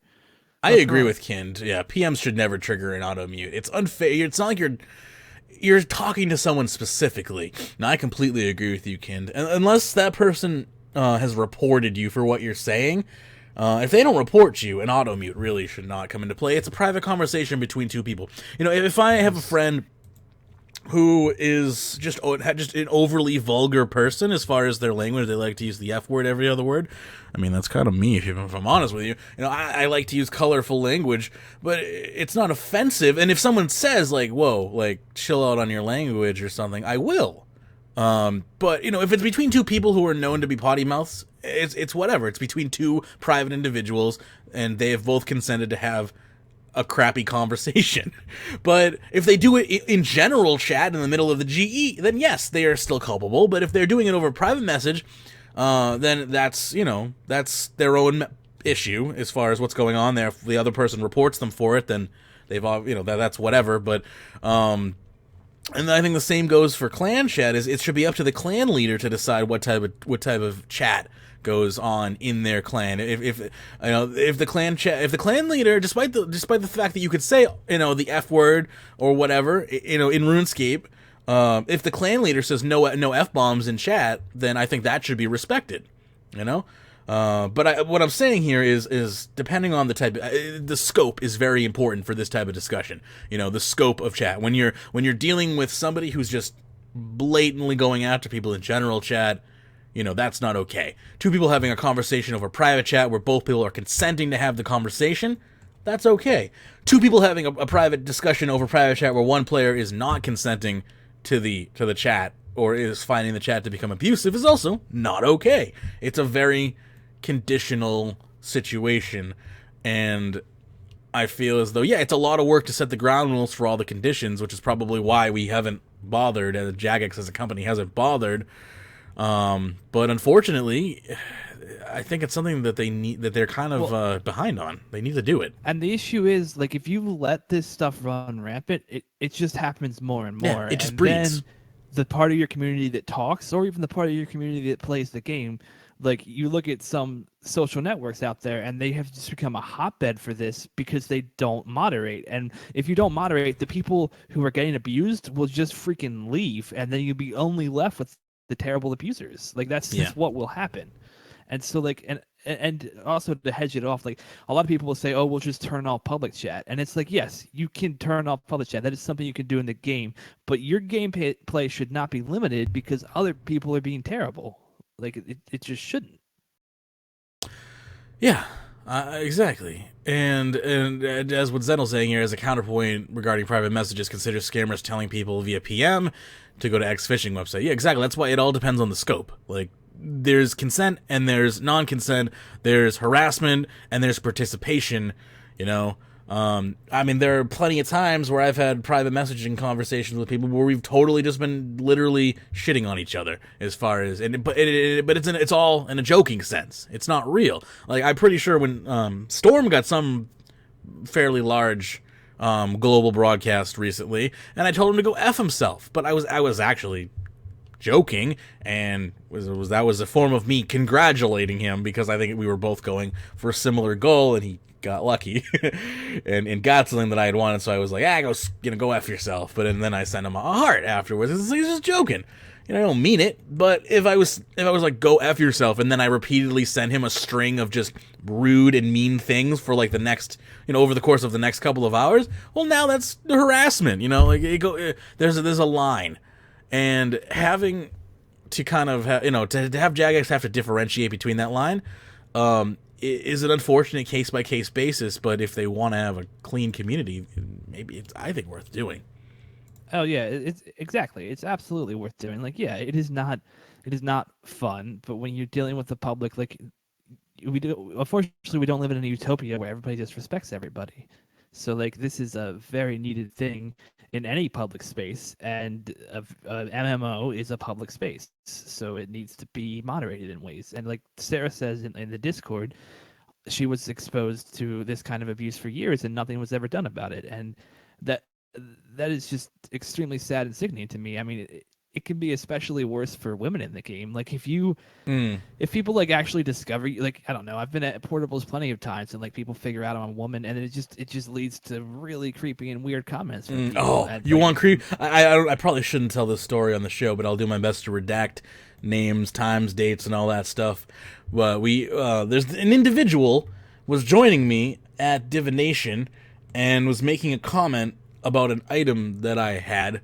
And somebody else chimed in, another random player chimed in, and I'll just say my friend was playing as a female character, and this other person immediately assumes that they are just female, and gives them just 200 million gold, just out of the blue. Just gives them 200 million gold, and then continues to just like stalk them. Like, now every time I log in there and they're like, have you seen whatever their name, I'm not gonna say their name, have you seen them, where are they, like, you know, is that your girl? I'm like, what are you on? Like, this guy is just, it's weird. It got real freaking weird, all because he plays a female character.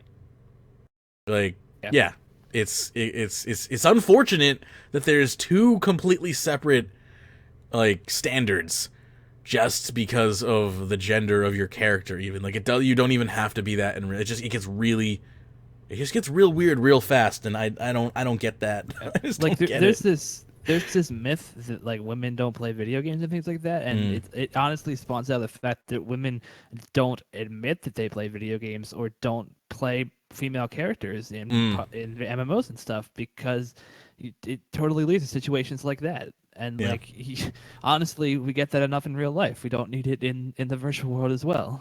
Yeah, exactly. And I think the virtual, it's probably, if I had to guess, worse in the virtual world because there's anonymity and distance between the people where, it's, it's the likelihood of them getting in trouble is so far removed that they probably feel like they can get away with more. I honestly don't know if it's worse because like street harassment is a huge thing in any major city you go to. Well, even that's like true. small That's cities, true. like you can walk down the street and people will just yell comments at you, and if you don't respond, they'll get even worse. Like it'll just escalate, and sometimes they'll just follow you for blocks because you refuse to respond to them. So like it's like, okay, do I respond to this person just so they'll hopefully leave me alone? Like it's a terrible situation to be in.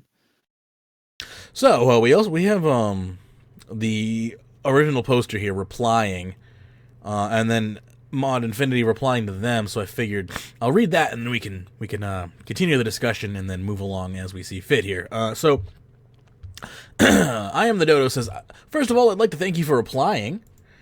I'm, however, shocked that this has been decided as minor. So again, this whole issue with the 24-hour mute is telling someone to kill themselves is a minor offense. It doesn't matter how many years a game is matured or the average age group. Death threats, telling people to kill themselves or that they should die, is etc., is not okay.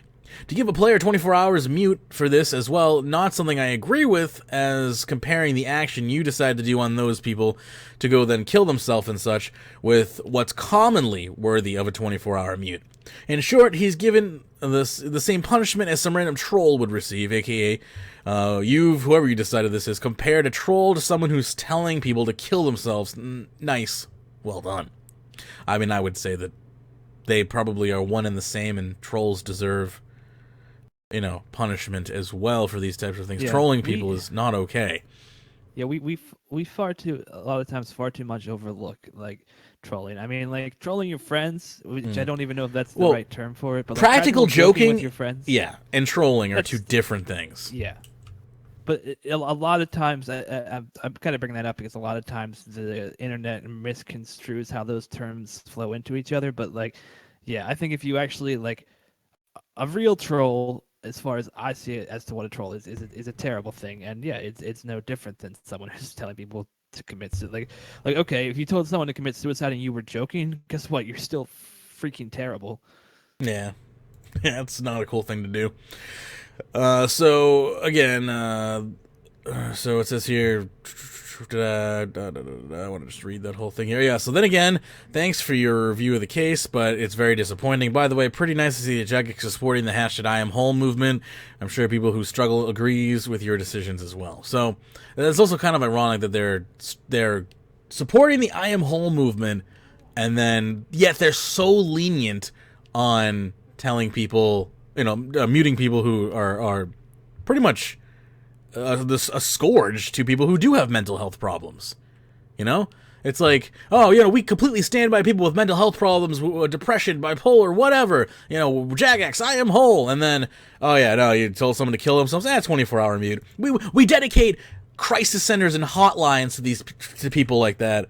But here at Jagex, we only consider that, a minor slap on the wrist. Another human could take the advice and cease to exist, but 24 hours, they'll figure out that they shouldn't have said that. Meanwhile, if that person did, oh well, it's only a minor thing, right? So, I don't know. The Mod Infinity replies and says, the punishment is proportionate to the offense committed. We've applied a 24-hour mute to a paying customer and warned them their behavior isn't acceptable. You can pretty much delete everything by any other mod and just say, this punishment is appropriate to the offense committed. We've applied a 24-hour mute to a paying customer. What more do you want from us? They're giving us money and we're punishing them. Leave us alone. I appreciate your feedback, but also hope you can understand that this is ultimately down to Jagex to determine what constitutes a minor or major offense and how to enforce the rules. We have an extremely diverse community with different beliefs, backgrounds, and cultures. Every player has different tolerance levels, and we've got to use our judgment and discretion when determining how to deal with certain offenses. Because suicide, of all things, definitely doesn't break the boundaries of communities with different beliefs, background, and cultures. Nope, not at all. That's not all-encompassing at all. That's not something everyone, every subculture of the world struggles with. Not at all. As somebody who supports Take This and is in favor of the I Am Whole movement, I would not consider Jagex or at least Mod Infinity, to be following the I Am Whole movement that their company seems to have adopted here. I mean, it's far too easy to say we support this charity, but the thing that we actually need, even above that, is actual work. It's so much easier to just say I support a charity than to actually support a charity. Yeah. And when you sit in this public space in control of this huge community, you actually have a chance to take real action to curb the terrible things that need to be curbed. Indeed. All right, we're going to move over to the boss numbers because we did that last show.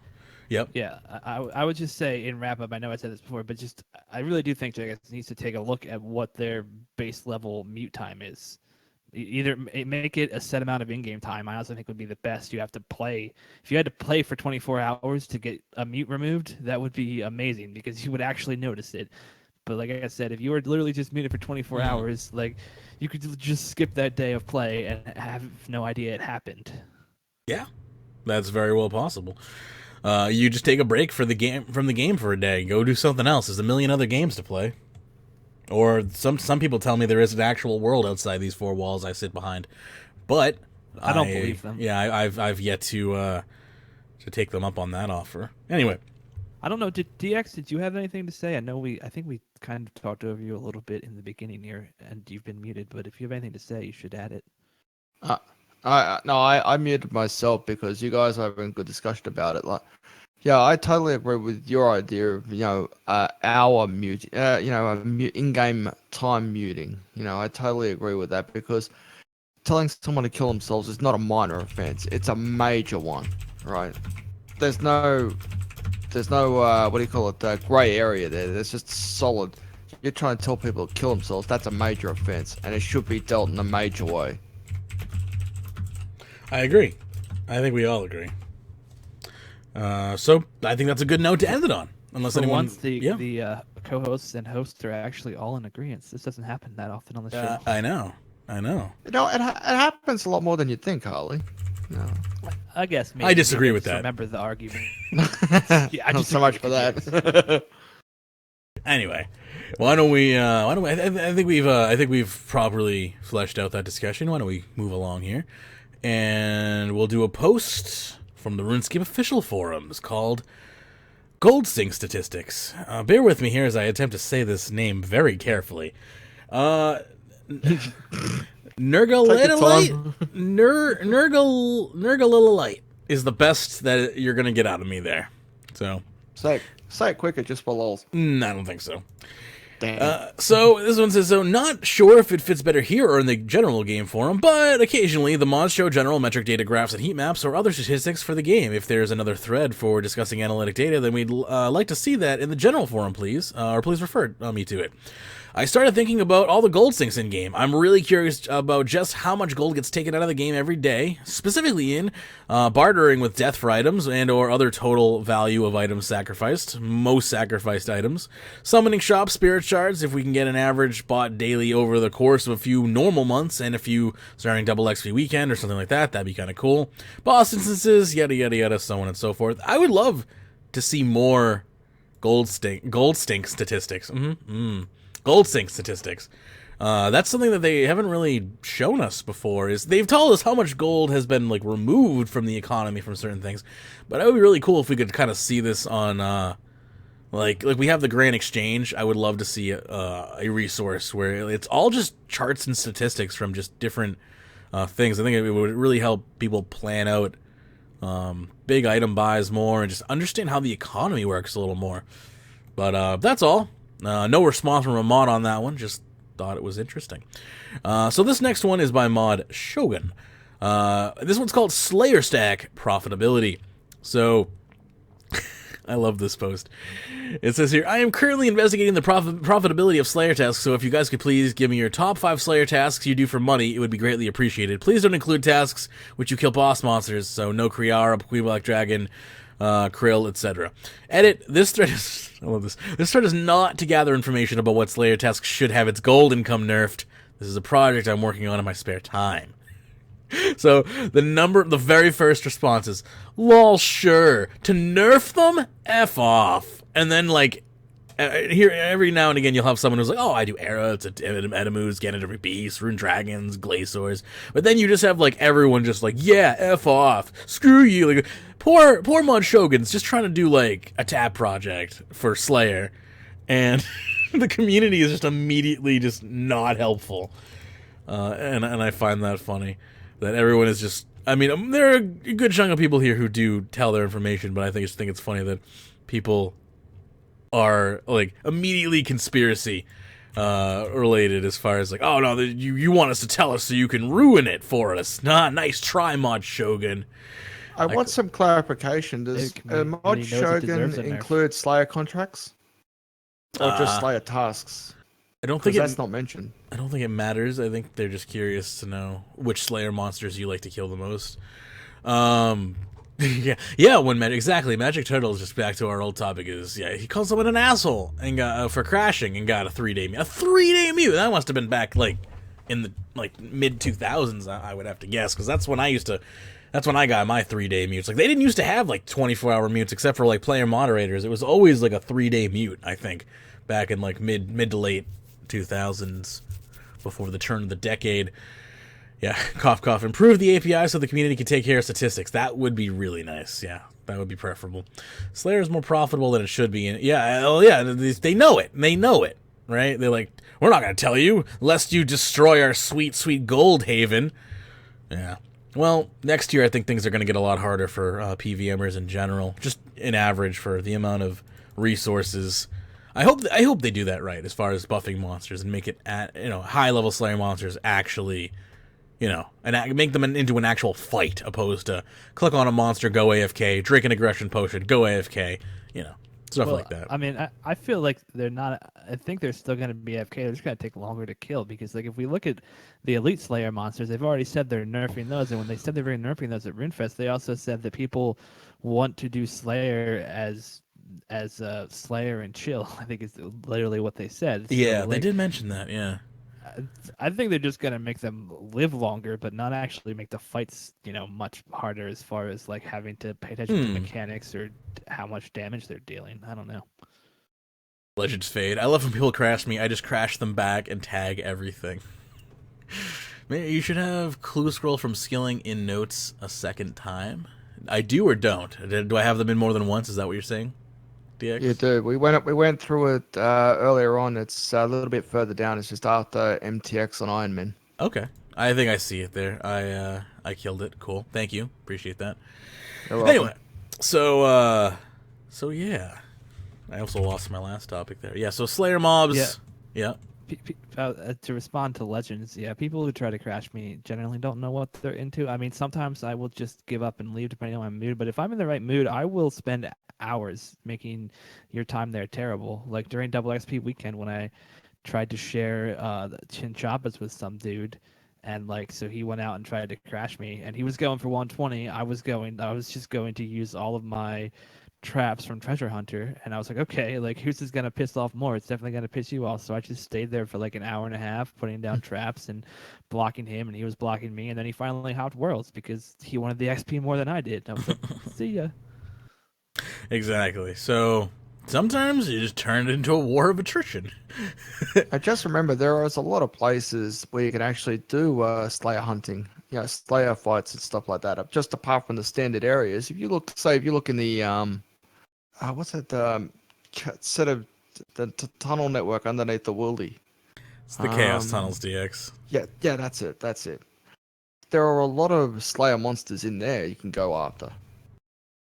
Sure. Yeah, that is a haven of monsters down there for Slayer as well. Yep, certainly. Next up, we have a tweet here from Mod Porky. Speaking of analytics, this is the number of untrimmed skill capes in RuneScape here. So this is pretty interesting, I have to say. I'd like to preface this real quick that we do not know if this includes keepsake ones or if this is just people who literally only have one skill cape. I tweeted him about it, but he hasn't tweeted me back to confirm either way. Interesting. It's Mod Porky, so if he is using his full analytical power, I assume he is scanning their databases looking for accounts that have untrimmed skill capes on them. So as far as that's concerned, I don't know what their far-reaching powers are as far as keepsakes go, but that is it'll be interesting to know. So go figure what's number one. Yeah. So we have here, and not in any particular order listed on screen. Let's find number one. Is number one cooking? Because that's probably what it is if I had to guess. No, number one's wood cutting. Is it? Oh, wow. Why is wood cutting number one? Because bots. Skill in RuneScape? I always thought, I guess. I always thought cooking was more easier. It was easier, cooking and fishing, but I guess not. Well, I think it's cooking. It's because woodcutting takes no resource. That's true. It's a gathering skill, so that's probably true. Why?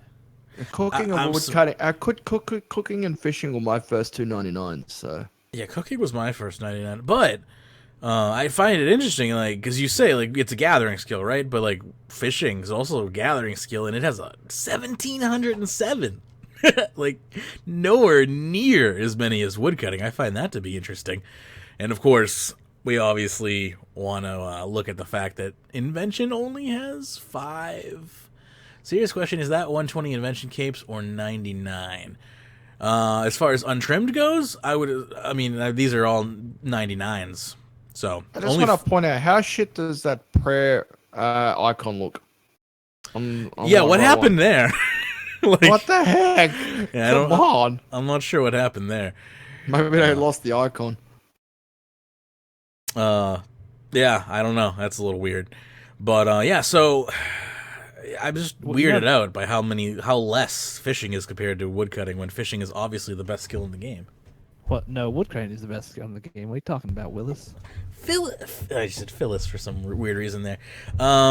Fishing is obviously the best skill in the game. I mean, I don't know what you're talking about, but woodcutting is definitely up there. Yeah. It's okay to have. We obviously have separate favorites. That's of course. Sure. I was most shocked here that summoning is 2 on the list as far as how the fewest, and it's like 260 something. I forget what the exact number is. Of the exact number of untrimmed divination keeps. What are you asking? No, Slayer? Summoning. 284. Yeah. Yeah. That shocks me that that's so low compared to some of the other ones. Yeah, is considering. I mean, I guess you do need a load of money, and getting all the charms might be a little bit difficult. Yeah, that's my guess, is that most people don't get the charms quick enough, and they hit like a 99 in like one of the combat skills first or something. I don't know. Yeah, that's the only thing I can think of. There is another 99 getting in the way. That's because that's one of the skills that, again, as you were saying earlier, requires other skills. So that can screw people up, I'm sure. But there you go. Being somewhere as low as 5 for invention, all the way up to 57,000 plus for woodcutting. Interesting data there. All right. Let's keep going here. So, this post, we're going back over to Reddit here, is entitled, Just When You Think It Stopped. And this is alluding to what I was saying in the pre-show, is the pop-up for 75 free keys is back. Or just, we were complaining about pop-ups in general, but this is even worse. This is even weirder. This one is on an Iron account. Like, they can't even buy keys. They can't use them. It's like, why are you advertising this to Iron Man? Obviously, it was a mistake. Mod Salen chimes in and says, it looks like some Iron Man slipped through when we were sorting out the groups for these promotions. How do you let a few Iron Men slip through? This isn't like an Outlook, like, message list, I hope, like contact list. Like, how do you let a few people slip through? Oops, we let marketing slip through about the party. Obviously not a pop-up you probably appreciate getting. I made sure these only appeared once and never show up again, so you won't be seeing it after closing it, but I'll also add extra vigilant next time. So, obviously a mistake, but funny nonetheless that it's like, of all people to advertise to, let's advertise to the people who literally cannot buy your product. Ugh. Anyway. You know, I honestly, anytime I ever saw people complain about these, I always wondered what the hell they were talking about. And then I switched over to the Windows client and I started seeing the pop-ups and I understood. Apparently, like the Mac, Java, and NXT client have zero support for these pop-ups. It's kind of amazing. So if you want to be pop-up free, buy a Mac. Hey, there you go. So let's continue on. And this is just broken for me, so I'm going to close this. What's the next topic we have up on the docket? Because my docket's a little messed up here all of a sudden. I don't know. You skipped ahead a few times there. I did. What do you have coming up next? Is what I'm asking. I want to see. Mine would have been the boss stats. Boss stats. I believe it's in the order of what I had. Yeah, for whatever reason it didn't load correctly for me. So we did boss stats last episode, so we can skip that. So what's next? Okay, so gold gold Slayer profitability. Is it legal? Okay, this is Untrimmed. We missed is it legal for money somehow. That one didn't open. Let me pull that one open. MTX on Iron Man, we've done that. Clue Scrolls, yeah, we got that one. All right, I'm just gonna roll with my current docket here. Is it legal for someone to give Jagex tons of money to add updates into the game? More in the description. This is by Nihilator. It says here, this is not a troll post or a shit post. This is a serious discussion, and I'm curious for a Jmon to give me answers as well as players. Is it legal for Jagex to receive a large sum of money and someone request an update to be put into the game, something that people would like, and that's acceptable? If so, do you think 500 grand would be enough, or would it take more of a huge update like Elf City? For a huge expansion that has all voice acting and good animation loops. A lot more movement other than NPCs just moving around. They would walk up to each other and talk and stuff like that. Oh, my mind is being blown right now. I don't know if we could fit that into a 500 grand budget. Like a Tiger 100 Hall of Fame post of some kind.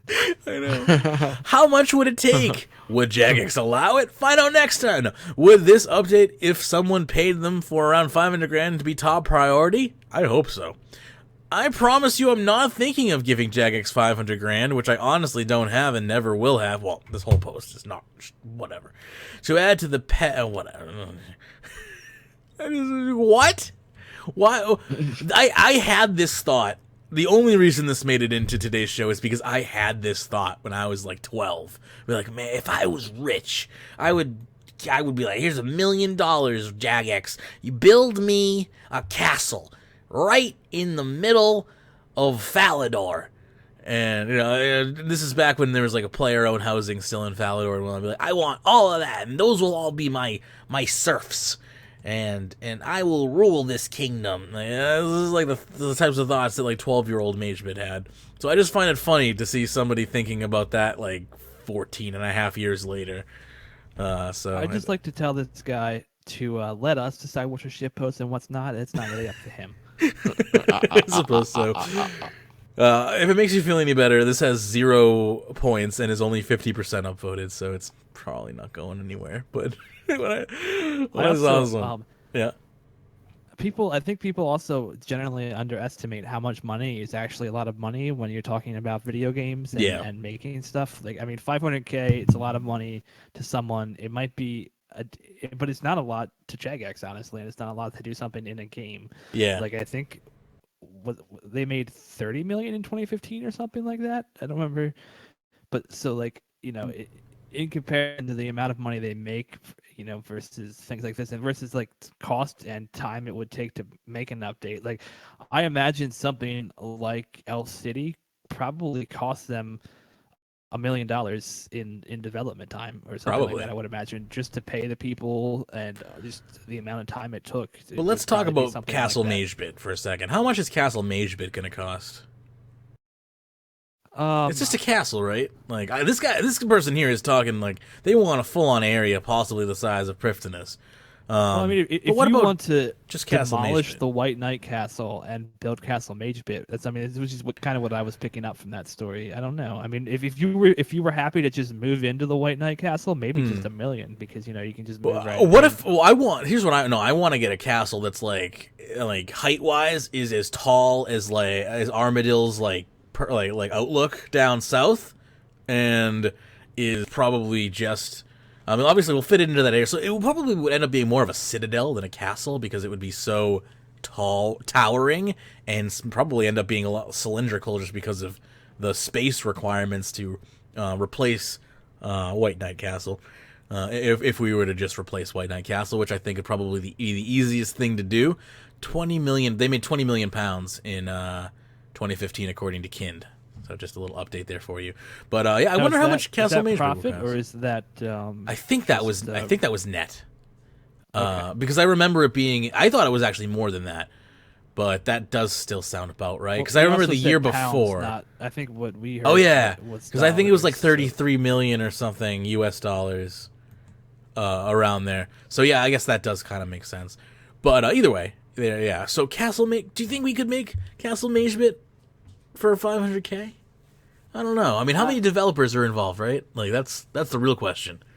Yeah, and then you also have to consider, one developer's tap project. I think 500K would be all right. Yeah, you also have to consider this content is going to be dead content on release because it's like you're only going to be allowed in Castle Magebit if you're cool enough, and that's going to be like 0.001% of the RuneScape population. Let's be honest. Just saying. Wouldn't want Castle RuneScape Weekly? Yeah, but it'd be like the Max Guild. Like if you're a listener, you're allowed in like the courtyard, and then we'll have like the inner circle is allowed in the castle. Ooh, you have to pay Magebucks to get through the door. Is what I'm saying. You have to be a senior co-host to get into the inner sanctum. Yeah, pretty much. Anyway. I wouldn't even staff the castle. Like, you realize what that would mean? All senior co-hosts could get in. That means I could get in. Yeah. Yeah. I mean, we gotta have entertainment in there. Anyway. Cool. I'm entertainment. You gotta have your court full somewhere. Let's move along here. I'm sick of this. But maybe someday, maybe in like another 10 years when Jagex is just desperate, maybe Castle Magebit will come on to Rune Labs version 4.0. Anyway, so let's go over to the RuneScape official forums for a few posts here, shall we? This next one is called IRL RuneScape item, ? This is by Quadruple Q, who says, what RuneScape item would you like to have in real life? I feel like we've done this before, but I think this one is a little more broad than last time. I think last time it was like Uncharted Isle type deal in real life. I just want a 1x1 square hole in the ground. I mean, I can dig one of those for you if you'd like, in the wilderness. RuneScape has tons of items, so that can be very useful in real life, or just look plain awesome, and I'm sure we want a bunch of them in real life, such as Teleport to University tab, or Fire Cape to look badass. I don't want to put a Fire Cape on in real life. I would like to keep the skin on my back. This is something I've always thought about, and my choice changes from time to time, from a Shadow Silk hood so I can watch free movies, to, is that really what you're going to use that for? To Boots of Lightness so I can so I can run away from the people I was just spying on with a Shadow Silk hood. Now, as of right now, I would probably choose a group Gatestone, give the ability to teleport without law runes. Now I ask, what would you like to have at your disposable IRL? Oh my god, I just realized Sombra has a personal Gatestone. Sorry. That just dawned on me there. But I guess it's just as good as the portal gun. It's not though. Portal gun's way cooler. But if RuneScape item, real life, my choices pretty much are between Stone of Jas, Rotten Potato. I mean, you'd be silly. Stone of Jas, I mean, despite the fact that, I mean, let's just assume the Dragonkin can't follow it into real life. Let's put that caveat on there, because they're not. Nope. That is not allowed. The Dragonkin come. They're not real. None of this is real. I get to set the rules of engagement here. All right. So, in that case, probably I would have to just go with the rotten potato. I mean, with the rotten potato, I can literally glitch money into my bank. See, people post these, and every time they forget to ban the items like that because they take out, like, the majority of the fun in it. Yeah, but like, there's no fun in real life, so See, rotten potato. If I could pick one, no JMod items. I will take my player character because she is the World Guardian, so that would give me a ton of power. All right, so again, you're saying that World Guardian status. If you can say the World Guardian status applies to real life, why can't I say that the Dragonkin don't? Because it's attached to it. I'm saying. But what is the World Guardian? You can have the World Guardian status in real life, but the Gothix's edicts aren't real. So what does that World Guardian status actually do for you in real life? Like it gives me the power to fight gods. But there aren't any. I mean, I don't know. I haven't explored the entire universe yet. I guess I'll find out when I have World Guardian Sombra status. dungeons more than Magebit. All right, so non-JMod items. If I had to pick a non-JMod item, that's tough. But I mean, again, max cash stack would be nice, or having one of my RuneScape skills. If I had like 120 agility, that would be pretty cool. Or if I was just like 120 invention in real life, that'd be cool. I'd be rich because I'd be really good at inventing think of all stuff. the shortcuts you could use in real life if you had 120 agility. I know. Rooftop agility would be a real thing. Spider-Man or something. I would love to be able to do rooftop agility. Just jumping from house to house. That would be fantastic. I've always wanted to be like someone who could do stuff like that. Just be like superhero style. We have a breaking news report from Sarah. Breaking news 2017. Small-time podcast host and streamer dies from mysterious dragon-like beast over a rock. Just my charred remains just gripping the base of the rock. I mean, that's the thing is like, touching the stone makes them stronger, but it makes me stronger too. So as long as I can just not get found by the Dragonkin, that would be cool. But I love your post there, Zenil. Mage would definitely want a pot of smoldering weeds. So I don't know. I mean, being or just having an unlimited supply of overloads in real life would be kind of cool. Again, small-time podcast host found dead, surrounded by empty bottles with mysterious black sticky goo everywhere. Yeah, which illicit drug is overloads? Like does that just it's PCP and cocaine okay. Mixed together with a little bit of crocodile, I think. Okay, that sounds about right. I mean, you literally turn into a skeleton, which I think is where the crocodile comes in. So, and then the fact that you just feel no pain, there's the PCP, and then the cocaine is just the raw, unadulterated strength you all of a sudden have. I guess that's also PCP, but yeah, there you go. Too much. This is too much, man. As for me, I'd go for max cash stacks because I'm poor. Fair enough. And before, like, you ask for max cash stack, and it gives you like actual gold coins, and then that would be even better. And then you're under investigation by the government as to where you got billions of gold coins from. Okay, I guess that's fair. Yeah, that's always my problem. It's like if you ever like heist some actual gold, like gold bullion or gold bars or something like that, how are you gonna sell them? It's gonna be really hard to sell, unless you're in with the right criminals or something. But like if you're just like, ooh, look at me, I have special invisibility powers, I can sneak into a bank and steal a gold bar. Oh, but then it's like, well, what are you gonna do with that gold bar? You can't just bring it to a different bank and be like, I got a pound of gold, can I please have $1 million? They're gonna probably like, yeah, wait right here for a minute, and then you just see some men in suits slowly approaching from behind. Which I'm again, gonna use my 120 agility to get the hell out of there. that's when you use your group gatestone, actually. Anyway, let's continue on here. We got plenty more. Oh, that's too much. Plenty more topics to go. Didn't realize that one was going to turn into a comedy topic. So let's see here. This next post is called "My Cousin Can't Speak in Game" by Azili, who says, "I'm writing this on behalf of my cousin, old RS player, who I'm writing this on her behalf will become clear in a second." Already off to a good start, sentence structure-wise here. She made her account years ago, but when she made her account, she was younger than 13 years old. She was about 9 years old when she started. So naturally, she couldn't speak in-game, since the game, only allows that you to speak when you were 13 years or older. That's all fine and well, but the problem is that she's 15 years old right now, and 16 in a couple weeks, and she still can't speak. Yesterday, we went to Falador to start a new clan. I wanted her to be the clan leader, but the NPC in charge of the clan making literally said that she has to be 13 years or older to be able to start a clan. She is. She's 15. Why can't she still speak? And the reason why I'm writing this on behalf of her is because she can't even start a thread. Remember that she was never once able to talk, so she can't be muted for bad language in the first place, nor can she be muted for life. So this is really a bug. And an annoying one, because she can't enjoy this game like others. And she's a member. Remember that she's paying to have the same experience as others. Jagex, this is your game. And this is one of your players. She has been a member countless of times.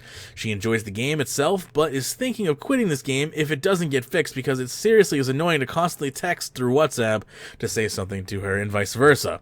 I'm sure you, Jagex, can check that all the above information is correct and send her an email or something. Blah, blah, blah, blah, blah. So, this is interesting. I would love to have more information on this, but I started playing the game when I was 12 and managed to still be able to talk in game. I don't know why more people couldn't just lie. Anyway, Mod SteveW chimes in and says, "Our records show that the player in question is unable to access all of our services due to the information they provided us. If the account owner believes the information we hold is incorrect, they can send us a copy of official ID to our office address. We'll verify that ID is genuine, and then amend the records we hold to reflect this info shown on the ID." This is like Steve, you handing out drinks or something, buddy? It's a freaking video game. That's a bit deep to ask. That's like when you need a sworn legal affidavit to delete your account. Yeah, that is messed up. I gotta send Jagex a copy of my government issued ID, which again is not even. It's gonna be it could be any country's ID. So then when you might know you might know what to look for a fake ID when in your country, but like some random country you might not know if it's real or not. If they're revising info, it's also not at all safe to do to mail to mail a picture of your ID or even email a picture of your ID. Yeah, email's even worse. Like emails exist in the emails are even worse for sure. Yeah. So I mean that's a little silly that it's that difficult to get that information updated. If you created the account when she was 9, it should automatically, once you become 13, it should just enable. So either they lied during the initial creation of the account and that's causing problems now, or something, because apparently they have information that says otherwise, and that is just not. This is exactly why anytime somebody asks you for your age on the internet, you always tell them you're at least 18. I learned that when I was about 9. Yeah. Absolutely true. Now remember, if this is the UK, if you have a French driving license, it does not count. That's exactly. It's like, what constitutes a form of identification is so archaic. Even from state to state in the United States, it's archaic. I can't even imagine what that's like internationally. Holy crap. Anyway, we'll keep going here. Next up is a post by DMDTW, and it says, "Too deadly, Halloween icon, no snow." That's a lot of thoughts in one title. So it opens up by saying, "Am still very upset." All right. First, why Jagex keep adding in RuneScape 3? monsters or something to attack when I cannot be killed by low-level players. I had to flee the Halloween room downstairs. The god construct was too strong. I have played years and years. I only see events nowadays with strong things to attack. I thought events should be okay for all players, even brand new. These events are not as fun and sadly anymore and just too dangerous to do. First Gower event, then now. First the Gower event. Too hard. Too deadly. Now now the Halloween event almost died both these times. I mean, I almost died in the Gower event, I'll be honest with you, because I didn't bring any food or armor for the boss. But, still, come on. Halloween event? The Halloween event. I mean, I died in the Halloween event, too. You said Gower. I wasn't sure if you meant No. He says, first Gower event, now Halloween event. Almost died both times. I actually did die in both. No, I didn't die in the I don't think I died in the Gower event. I'm pretty sure I didn't. But I did die in the Halloween event. There was a fight in the Gower quest? Yeah. The Black Knight, the Elite Black Knight or whatever the hell it is.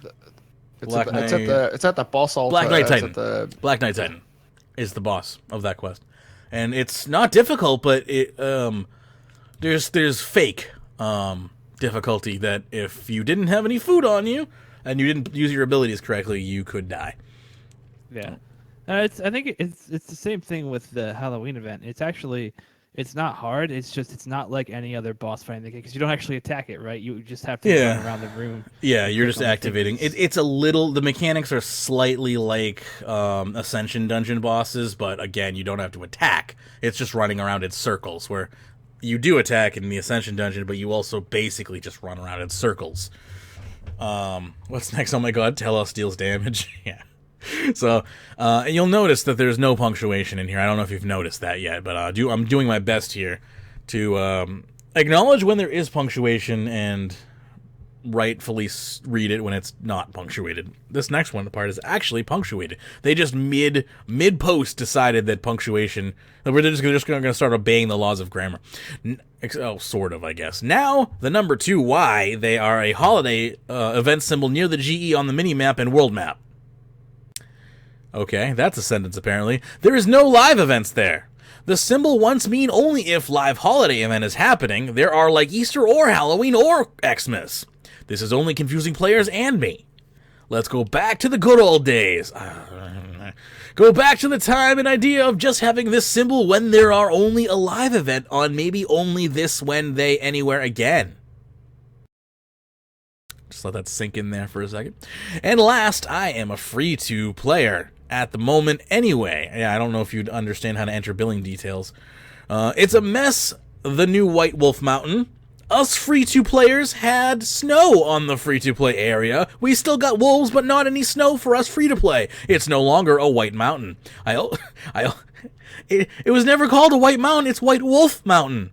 The wolves are white, not the mountain. I also still not sure if think I the better one. I'm sorry, if I think the old one better. My apologies there.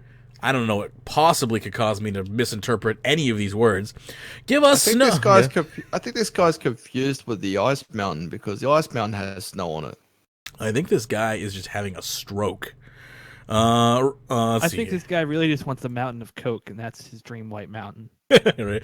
Give us snow, at least then I might can decide. I want that on a shirt. Like, I want to wear... Give us snow! At least then I might can decide. I remember when they mess I up... would buy that shirt. Is that going to be the Runescape Weekly holiday shirt? Give us snow, at least then I might can decide. And it will just be a picture of Gnome Child above that quote. No, it should be a picture of White Wolf Mountain. Yeah, you're probably right. All right, hang on. I'm gonna put that quote aside. Or I'll put it into a notepad, and we'll see what we can. Hampshire, contact me. We gotta make some shirts later. What is it, Lurker Noob? What is English? I think that they've asked themselves that question before, possibly. I'm gonna try English today. Better luck next time. Rubbish. I remember when they mess up the Alcarid and Tollgate area. Rubbish walls round the city when I like it better with no walls, and the desert got smaller with big hills everywhere where you cannot get to many parts of by these things hills. I thought back then, What next snow on these hills, but no now to take our snow in a different area. Hold on. I want to read that again. I need to read that again. And I need to give it, like, urgency. I thought back then, what next snow on these hills, but no now take our snow in a different area. Best mountain for us, free to play now, is Ice Mountain. Is this then really just complaining over the best mountains in RuneScape? Is that what this is? Make mountains great again. Is this really this entire thread? I think I've been able to read between the lines here, which I think you honestly end up reading between the lines because you go cross-eyed halfway through reading it. But I think what this person is actually is they're comparing the different mountains in RuneScape. Well, forgive me for not being able to infer that from the title "Too Deadly, Halloween event icon, no snow." Forgive me for not quite interpolating, extrapolating the intention of this document. This has got to be the greatest thread ever, especially that line there. This guy was on snow something. At least that I can decide. Oh my god! I think Sarah's right. This guy was on something. So again, best mountain. That would also be great. Just a shirt of Ice Mountain, and it just says best mountain underneath it. I think I'd wear that too. All right, let's see here. Also, if you know, let's make that shirt happen somehow. Let's make that shirt happen. I think the only guy in the world that prefer the old White Wolf Mountain. I know, right? It's literally just a tiny hill. So the front of the shirt is going to say, "Give us snow, at least then I can decide," and it will be a picture of White Wolf Mountain. And then on the back of the shirt, it will be Ice Mountain that says "Best Mountain for us," and then we'll say like 2017 or something, like as if it's a quote. This will be the best holiday shirt ever. Now we just need to get it knitted into like a sweater form. Oh yes. Gonna be good. Yeah, I totally want a crappy holiday sweater to wear with this on it. That would be amazing. Oh man, yeah, if we could just get the designs done, I will immediately begin talking to actually have a listener who owns a t-shirt press business. So if I can get in contact with them, because it's been a while since I've talked to them, I'll see if I can have them maybe print these shirts so we don't have to go through Teespring or something. Because if we go through Teespring, that means the shirt might not print. Unless, like, X amount of people buy the shirt. I think we need, like, 10 people or so, at least, to buy the shirt. Which we might be able to pull off. But anyway, I'd buy one. I would definitely buy that shirt. Anyway, let me finish up here. Also, if you know anything about other problems and my Darkscape problem I have, check out my thread. He's got another thread. I think we kind of have to. We do. Oh, right on that. Time for player reviews and anyone. This is like he's running like a show here or something. Time for player reviews and anyone else with views on these topics. Let's keep RuneScape great. He forgot again, but you know. P.S. My views is up. Let's from you. Wink. I'm really curious about the commentary. Yep.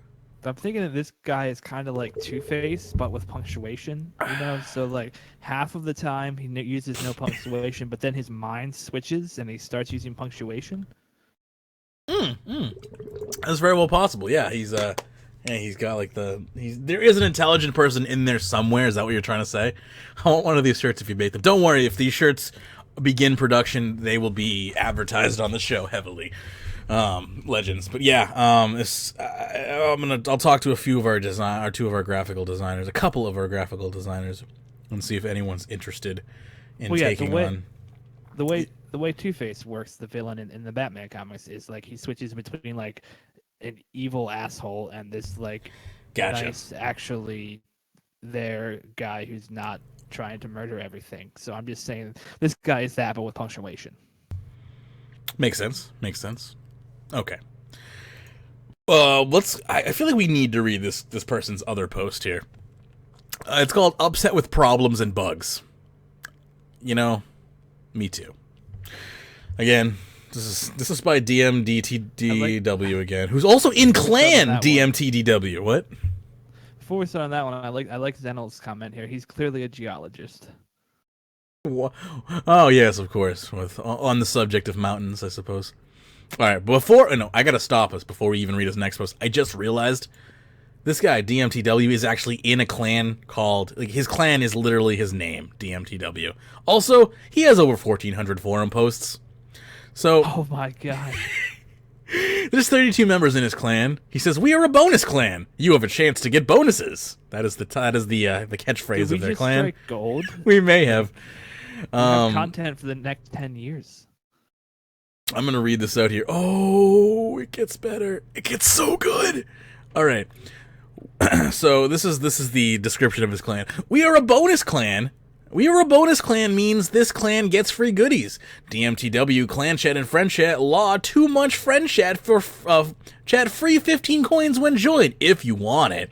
Don't mess about too much or not too much bad language to be a disturber. You need to be a lieutenant rank to be a distributor. I'm sorry. To be a distributor, you need to be a lieutenant rank on clan chat, and we will give you up to 20 names to go on your friends list and help you run part of the D&D clan. Wow! Distributor, try to be on clan one time every 5 weeks. Why so many times? Be on the clan one time every 5 weeks. So as long as you log in once every month and some change, you are a distributor? But why? I guess he meant days. I hope I'm just guessing. I hope so. Because then he says, "Why so many times?" It's like, I've been gone for a month. He thinks 15 gold is a good incentive That's to join his true. clan. That's Like, true. That's also true. Yeah, I can pay the Alcarid gate once. Well, you remember he was complaining in his previous post about the Alcarid gate.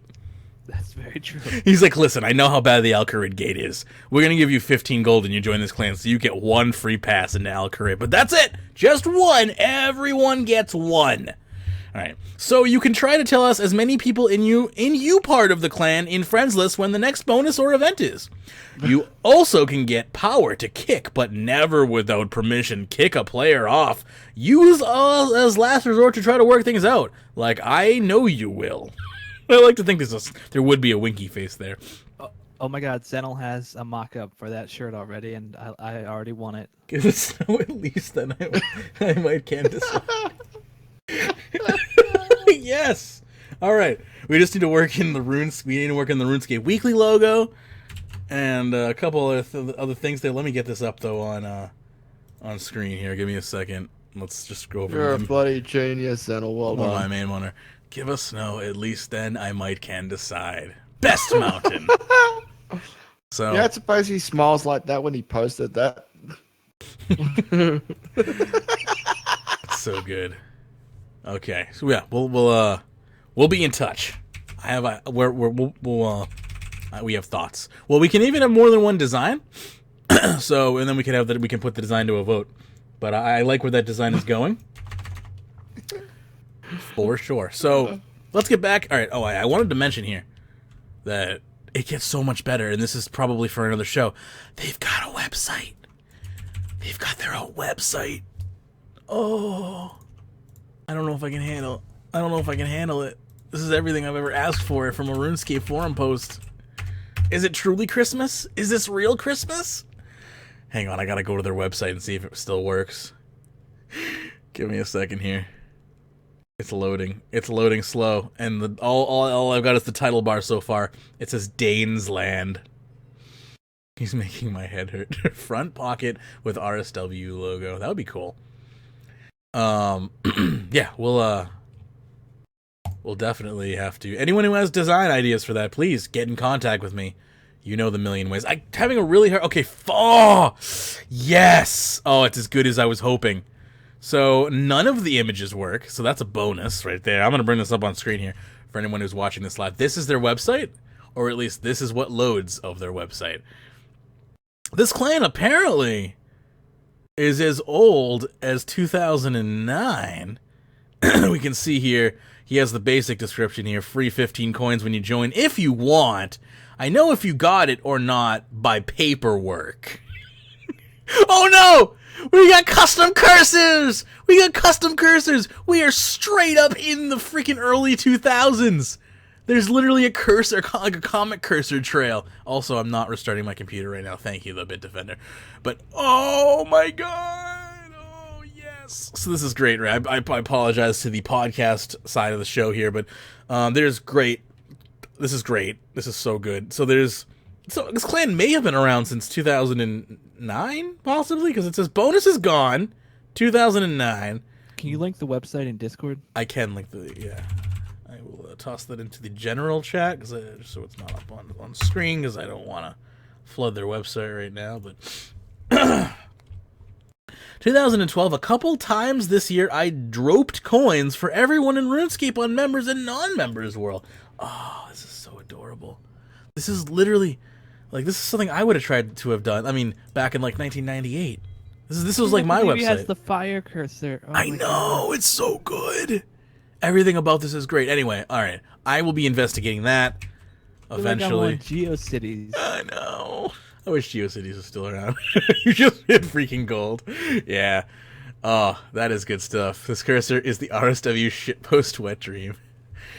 It is, yeah, this is great. We'll have to take a look at this in full. I feel like this might warrant an entire video, possibly, if we want to break this down.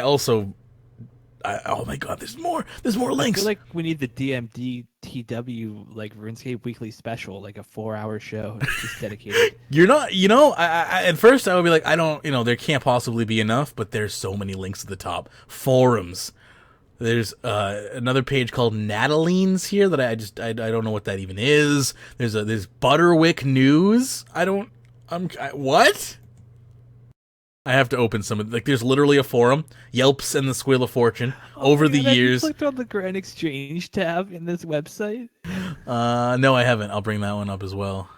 Grand Exchange was a secret what no one know about till the start of 2013, till it appeared on the Danny's Land minimap in the same building as the Natlands shop. The secret is said by so many that it was so well kept all these years, all the time. The idea grew. We're crashing the website. I hope you know that. So many years. Oh my god. I can't load the website now. Oh no. Site can't be reached. I'm trying. Now it's we're killing freewebs.com apparently. He reminded me of that guy determined to revive the forums. Yeah, except that person knew how to put a sentence together. Yeah, the link, I'll toss the link into all chats for people who are interested. Just keep in mind, this is a third-party website. RuneScape Weekly is in no way responsible for anything you click on here. Hopefully you're using proper ad blocking software to keep yourself safe. And, yeah, just be safe. But this is a non-RuneScape Weekly related or RuneScape related website, being it's freewebs.com. So you have been warned, but enjoy. I'll open it. So have fun. In the meantime, let me continue back over, because we still have to, this is a gold mine, but we need to focus here. We'll come back to that. Maybe do an entire video dedicated to that. Who knows? Download the index. Yeah, I probably should do that. I'll just make a copy of it and then just we'll make a video out of it or something. Oh my god. His comment, like, leave a comment section is called Talkbook. Why is all right? The reason why the CSS must not be loading then must be due to some sort of extension I'm blocking, something I'm blocking, or a tracker, or ads. Their image, the Google. I think it might be their Google website optimizer that I'm blocking, which is causing all problems. How do you name your leave a comment Talkbook? What the heck? What is Butterwick? What is Butterwick News? Red warnings, very bad. Black warnings, worst warning. Death is very likely. Is this, like, a real place? Did they think that we cared about where they live or something? I don't know. Anyway, all right. So they have one more forum post here that we might as well just read, and then we'll move along and we'll revisit this phenomenon at some point in time. Maybe on Sunday's Elite Show, we'll go down this ridiculous road. Anyway. So it says here, again, this is called Upset with Problems and Bugs. And it says here, really, I might need a Jmod to help out here. The last few weeks, first I thought to update the NXT because of the distance after I got it. I noticed I could not zoom out any more than the Java one. Also, I cannot see all of Falador from the top of Armadillo Tower. Second, why events and updates are only out for so short of time? Feel like Jagex don't like us to play through the content. What they might even take a long time to make. Months even. So, alright, so first of all, they have a crappy computer. Because they can't load the draw distance for NXT to Falador. So, problem there, solved. Second... This guy yeah? literally just said in his last post that they should go back to one-day holiday events. And now he's complaining that there isn't enough time about temporary content. Butterwick is the name of a charity in the UK, if that helps. Who knows what this guy is on. Yeah, because they're like, oh, Butterwick, there's 110 mile per hour tornado coming through. That was back in like 2009. I was reading the news feed. I was like, what? And then there's also like stony castles and whatnot. Like, it looks like it would be something out of the UK. We don't have that type of architecture here, at least. And let's be honest, Butterwick, you can't get any more British than Butterwick. So I'd probably be with you on that one. Sounds delicious. Like, that'll be like a nice, like, vanilla butter candle is what it sounds like to me. Have you tried out our new Butterwick candle? Really brings a nice cozy smell to your home.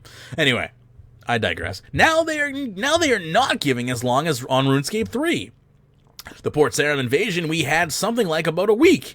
A few days in, I checked the new look out in Port Sarim, but a few days after, I thought I have a second look, and the fighting and cannon working before it goes. Sadly, it went the same day, just before I logged on. Oh, let's be honest, he said log on.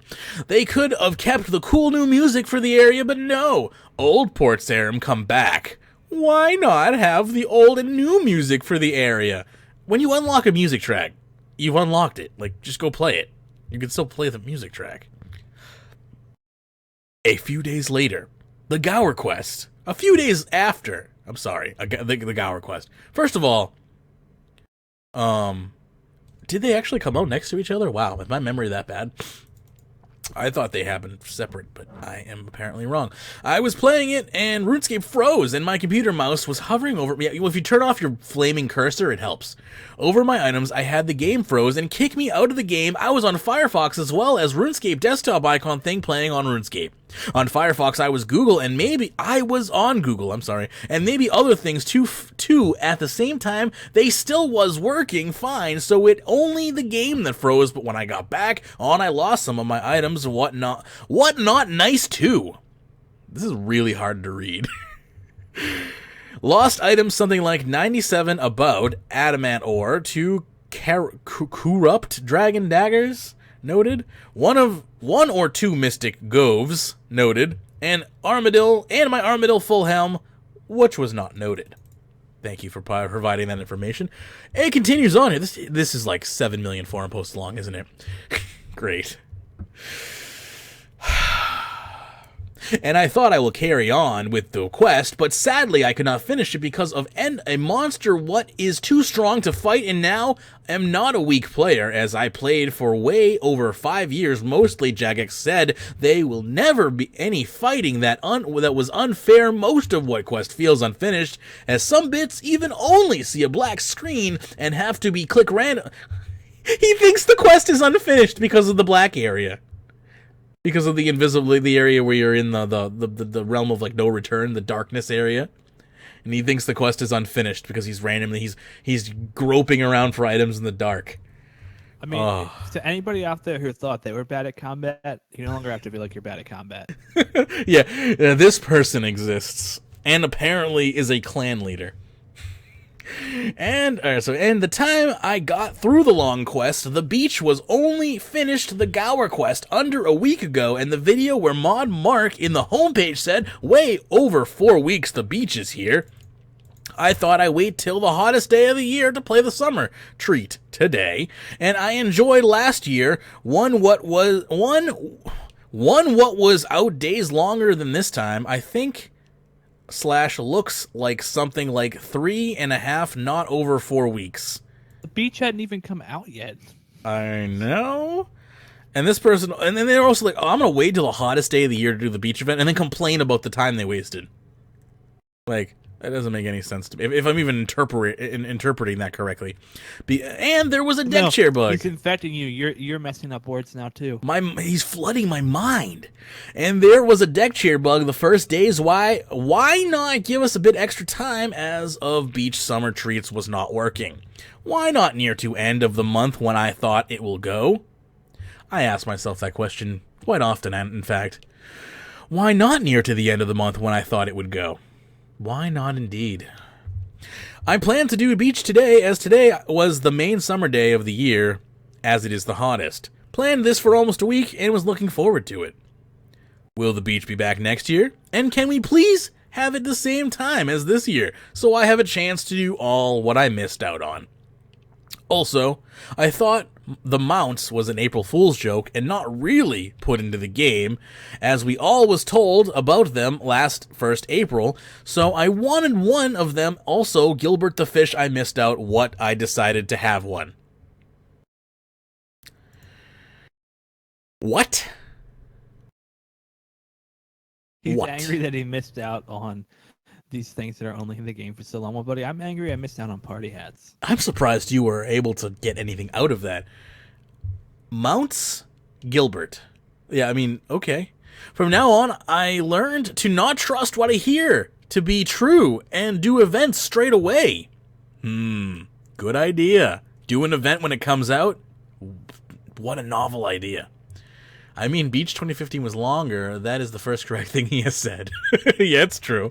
And last, when Darkscape come out, I made all new account for Darkscape, so I start from nothing. Yeah, you and everybody else. I played more than the number of hours at the end to get the month's membership and cape in RuneScape 3, but I cannot find how I get the cape on this account or the month's membership. Yeah, if I were you, just gauging roughly the IQ level, I would just give up. Like, don't try. It's too much work for you. Trust me. Just a email to say I can have these on us.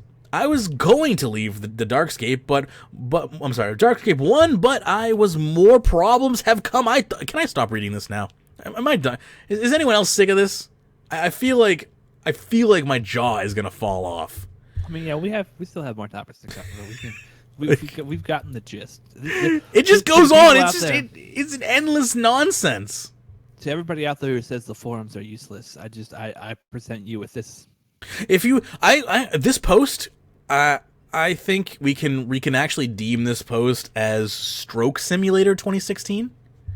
Like, if you want to know what it feels like to not be able to frickin' form a sentence, just speak these words. And if you don't accidentally summon Cthulhu, you'll know what it feels like to have a mild stroke. Holy crap. I think you mean speak now this word.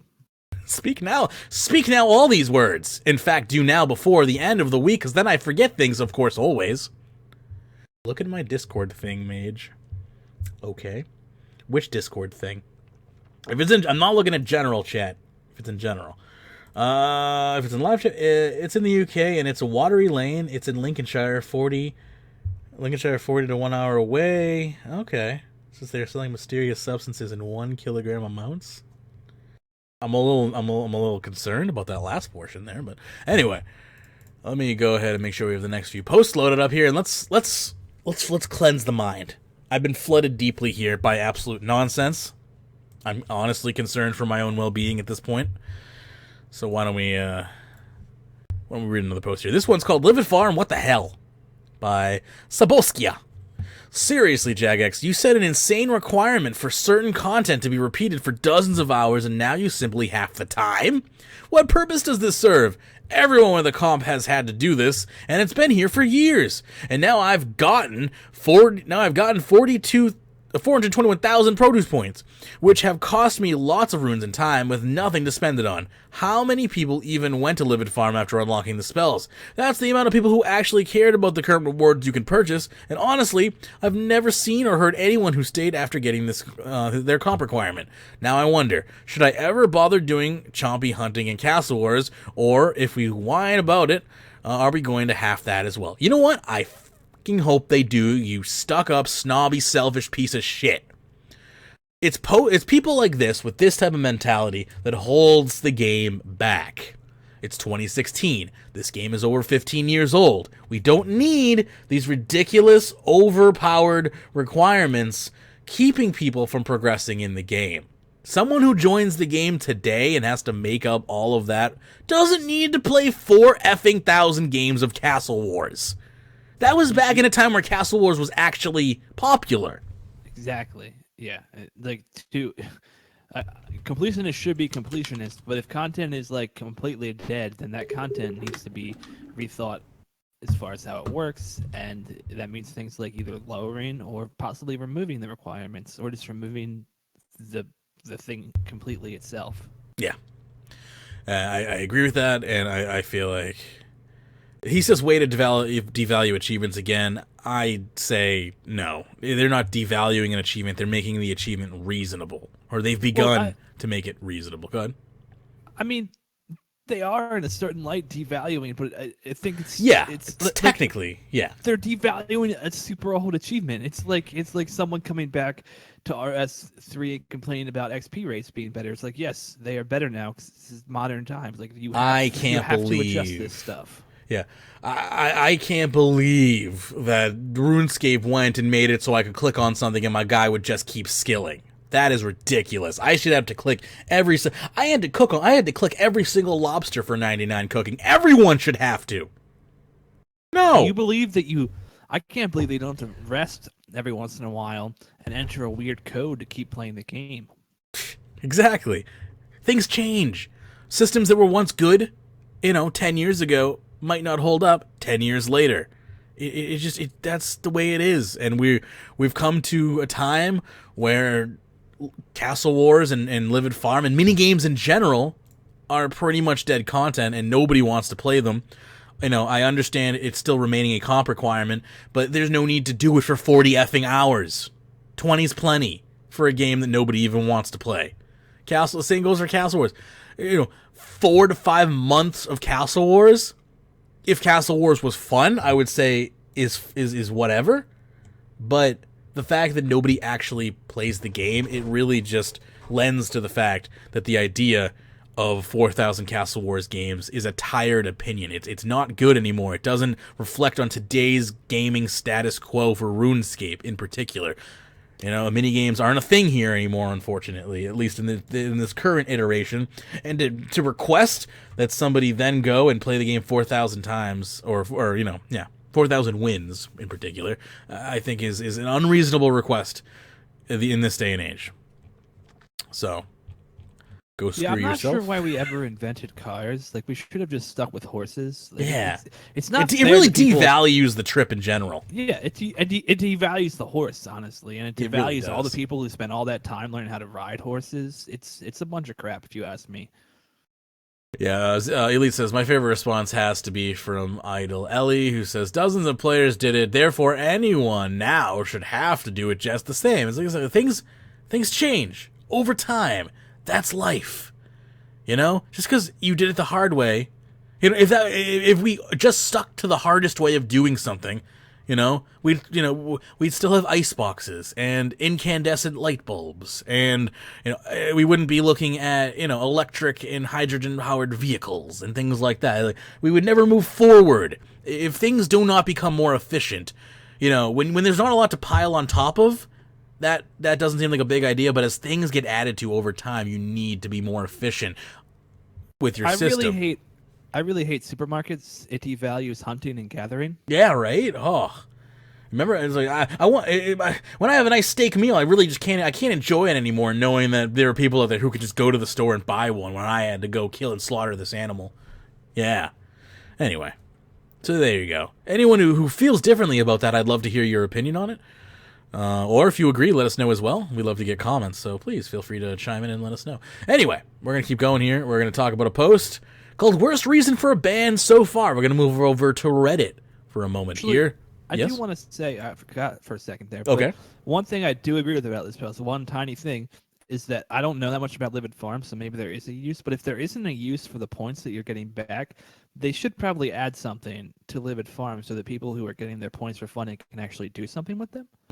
Yeah, like a revamp to the reward. Add an XP lamp in there, you know? Add a small XP lamp in there for, I don't know what the points are like, so I can't say 1,000 or 500 or whatever, but make it so it's not ridiculously OP per hour. Let them get some XP for it, trade it out. Antibiotics, they're literally devaluing life. Yeah. Point taken, of course. So, worst reason for a ban then? Shall I continue? Yep. Okay.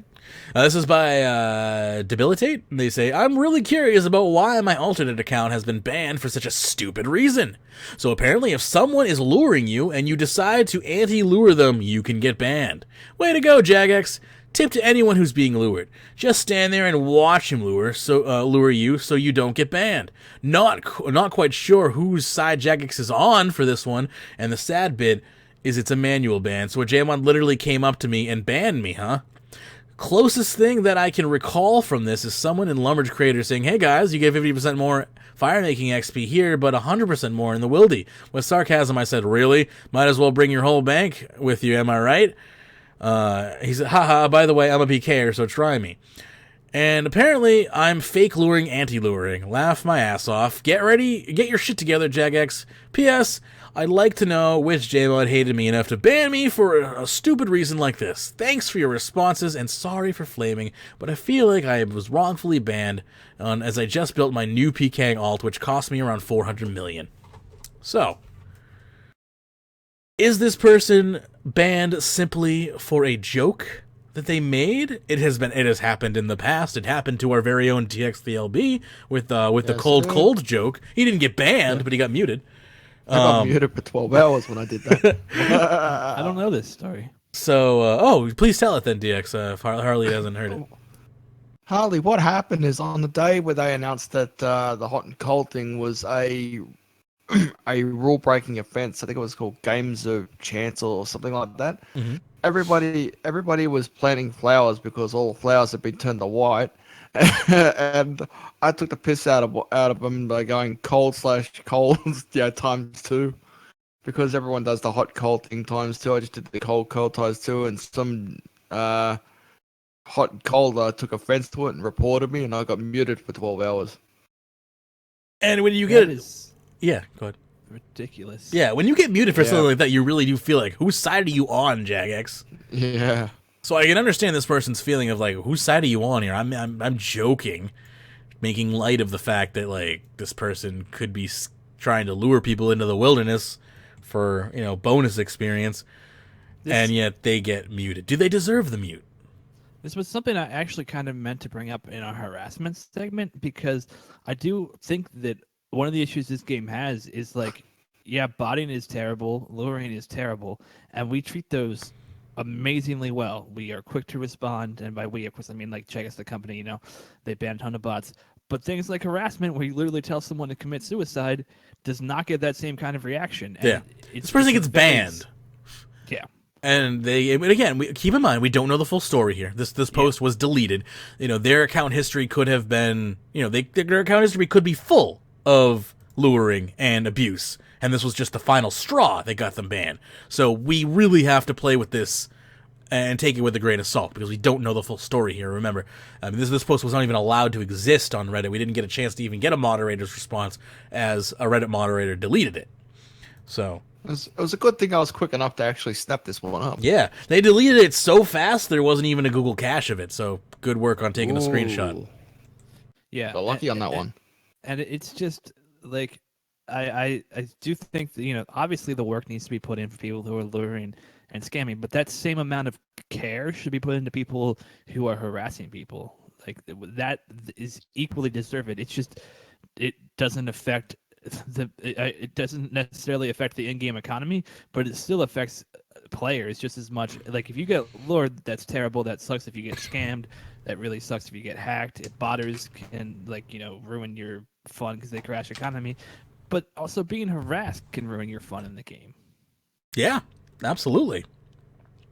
I mean, I consider any of that seriously disruptive behavior, whether it's one way or another. It's still disrupting somebody else's gameplay experience, and that is not for you. That's not why you're. That's not a role in the game. That's not something you get to decide if you want to do or not. It's not okay to do that.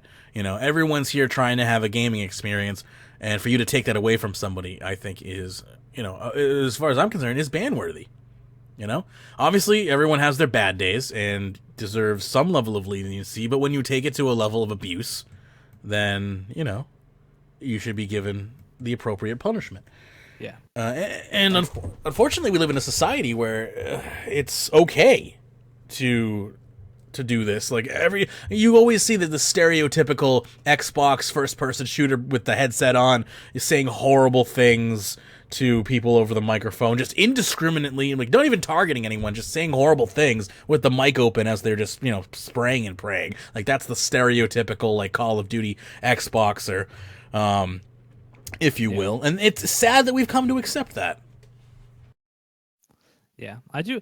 Yeah, speaking of things like that, like, I like Blizzard's recent approach to that in Overwatch. People who don't know, like, GG Easy became, like, a insulting thing to say to your teammates when you lost, and so Blizzard took that phrase and now they change it to say things like, guys, I'm really sorry that I've been yelling at you the whole match. My mom told me I need to work on my anger issues. I wonder if they would ever consider putting that in the live game, because I know they were doing that on Public Test Realm for a while. I don't know if they're even. It is in the live game. Is it? Because I've had people say GG Easy to me, like, all the time, and I hate it. Well, I mean, all the time, but, like, Zenel and I will play quite often, and it seems like it will. I've seen Zenel report people over it, honestly. They can't do it anymore, I don't believe yet. Pretty sure that's live from what I've heard. I mean, I don't play on the PC, so I haven't. Yeah, personally. I have, within the past literally couple of weeks, had someone say GG Easy to me via match chat. So I'd be curious to know what level that is implemented at. If that's a console thing, if that's a PC, if it's I'm not just a console thing because we don't even have keyboards talking on the console. The only thing people do on console is, like, they spam, like, thanks over and over again or something like that. Sure, like, that's the only way chat. is to use quick chat. Yeah, that's like when you. Yeah. I've only started to see that text appear in GTA 5 online. I've never seen it until now, and it's exactly what you guys were saying. Interesting. I'm not sure. I mean, perhaps I'm incorrect, but last time I played Overwatch, I do remember a couple of times there being some. They might be typing fights. it in a different way or something. That's possible. They may be using symbols or something to. Censorship of GG Easy is on live game, but it's very easy to bypass, and yes, I report douchebags who say that. I agree, you should report them. If it's censored in the live game, I wonder how they must be using a comma or a period or something to do that then. Which is a shame, because you shouldn't be able to insult... whatever happened to when you finished a game saying good game? Like, that's what I was brought up with. It's like, whether you won or lost, it was good game, and you moved along to your next game. Even if you wanted to literally punch the face in of your teammate who was staring at a wall for half the game. But whatever. Yeah, I do have some days where I get super angry, but I definitely, like, I don't try to do. I do my best to stay out of chat in first person shooters because it generally breeds hatred. Anyway, let's continue on. We have another topic here called "Are People Okay with This?" It's by I Kinda Fail. Back over to the RuneScape official forums here. And it says, "I'm kind of conflicted. I don't know whether to be angry or not for once. I'm talking about the Festival of Fire, or whatever it's called, the Nile event. Microtransactions were originally cosmetic, or something that offered a little boost. Then they started replacing in-game content, like the skill outfits. Then they started being best in slot, in case of Silverhawks, and with the dungeoneering outfits. You're at a massive disadvantage if you don't use them. And now, the Birth of Fire thing, and I want to know, are people okay with this crap? This is the first bit of content the Queen of Ashes has had. She's a brand new goddess, and it's startling implications toward the overall RuneScape storyline, and it's a microtransaction. Is this okay? This is essentially the golden tools all over again. We had the Falador event, which was 100% canon, and it had some implications towards the White Knight history. The second time around, the Heart wasn't so bad because all the lore was locked behind actual game content, and the microtransaction portion was just for XP. But surely I can't be the only one who wants microtransactions to step away from the RuneScape storyline. The Falador event was a microtransaction disguised as a community event. The Port Sarum and Heart ones were a little more transparent. This one is more microtransaction than content, but it's still a major nod towards the overall story, and I don't think that's okay. I'm just really afraid. Every slippery slope Jagex has fallen down. I don't want quests to go the same way as skills in combat. You can win tier 80 weaponry on Treasure Hunter and buy 200 million in a skill. I don't want buyable lore. So, I'm going to admit my ignorance here and say that I don't actually know how the Queen of Ash fits, or the Prince, what is it? Queen of Ashes. Yeah, Queen of Ashes actually fits into the lore. I'm actually completely ignorant to that, and maybe that's because it's locked behind a microtransaction. I don't know, but if that's the case, the base entry to lore should never be locked behind anything but membership. That's my thoughts on that. If this is the case, then maybe we do find something wrong with this promotion that we were pretty nice to earlier in the show. I'm gonna go ahead and just skip through here and see if I can find. Yep. I can kind of understand what he's saying. I mean, obviously, someone has a problem with the Mimic boss. I can see it, but I also feel like with this event, like, you literally don't actually have to spend anything on it. Like, it's not like it's something. Like we said, the amount of time it takes per day to do this event is just so reasonable that even though it is a microtransaction event, it is not one that's very true. That is balanced towards pay to win in any way, shape, or form. So Mod Salin replies and says, "Hey guys, thought I'd slide in and tackle a few questions raised here. The lore in this event is accessible to everyone, and I can confirm that completing the rewards simply gives you the outfits and mystery boxes. No additional hidden dialogue is behind having everything unlocked. Whilst we have included lore in the microtransaction events before, such as God War's dungeon opening, it's also true of these events that all storyline and lore tie-ins were also available straight up, and progressing through the game event was only for yourself and the rewards. Story is only story when it's able to be enjoyed by everyone, and lore wouldn't be as rich if you could only access a portion of it, and the rest is outright locked out for some people." So there you go. So according to Mod Salin, there's nothing in the event that you cannot get from simply just talking to the characters. Everything else is just purely cosmetic. So if that is the case, then I'm fine. I'm still fine with this event. I don't have another problem with it. I am curious to know more about the Queen of Ashes, though. I would say the one part I do see as a potential issue is definitely the slippery slope. I think that applies to any kind of MTX, which is like why the Mimic worries me the most. Is like, as people have argued before, like, yeah, you can buy Mimic tokens on the GE, so they're tradable, which kind of is how it's justified. But to me, the worry is when in 2 years from now, there's another boss and you can't buy those tokens. Yeah, that could be a problem. That could definitely be a problem.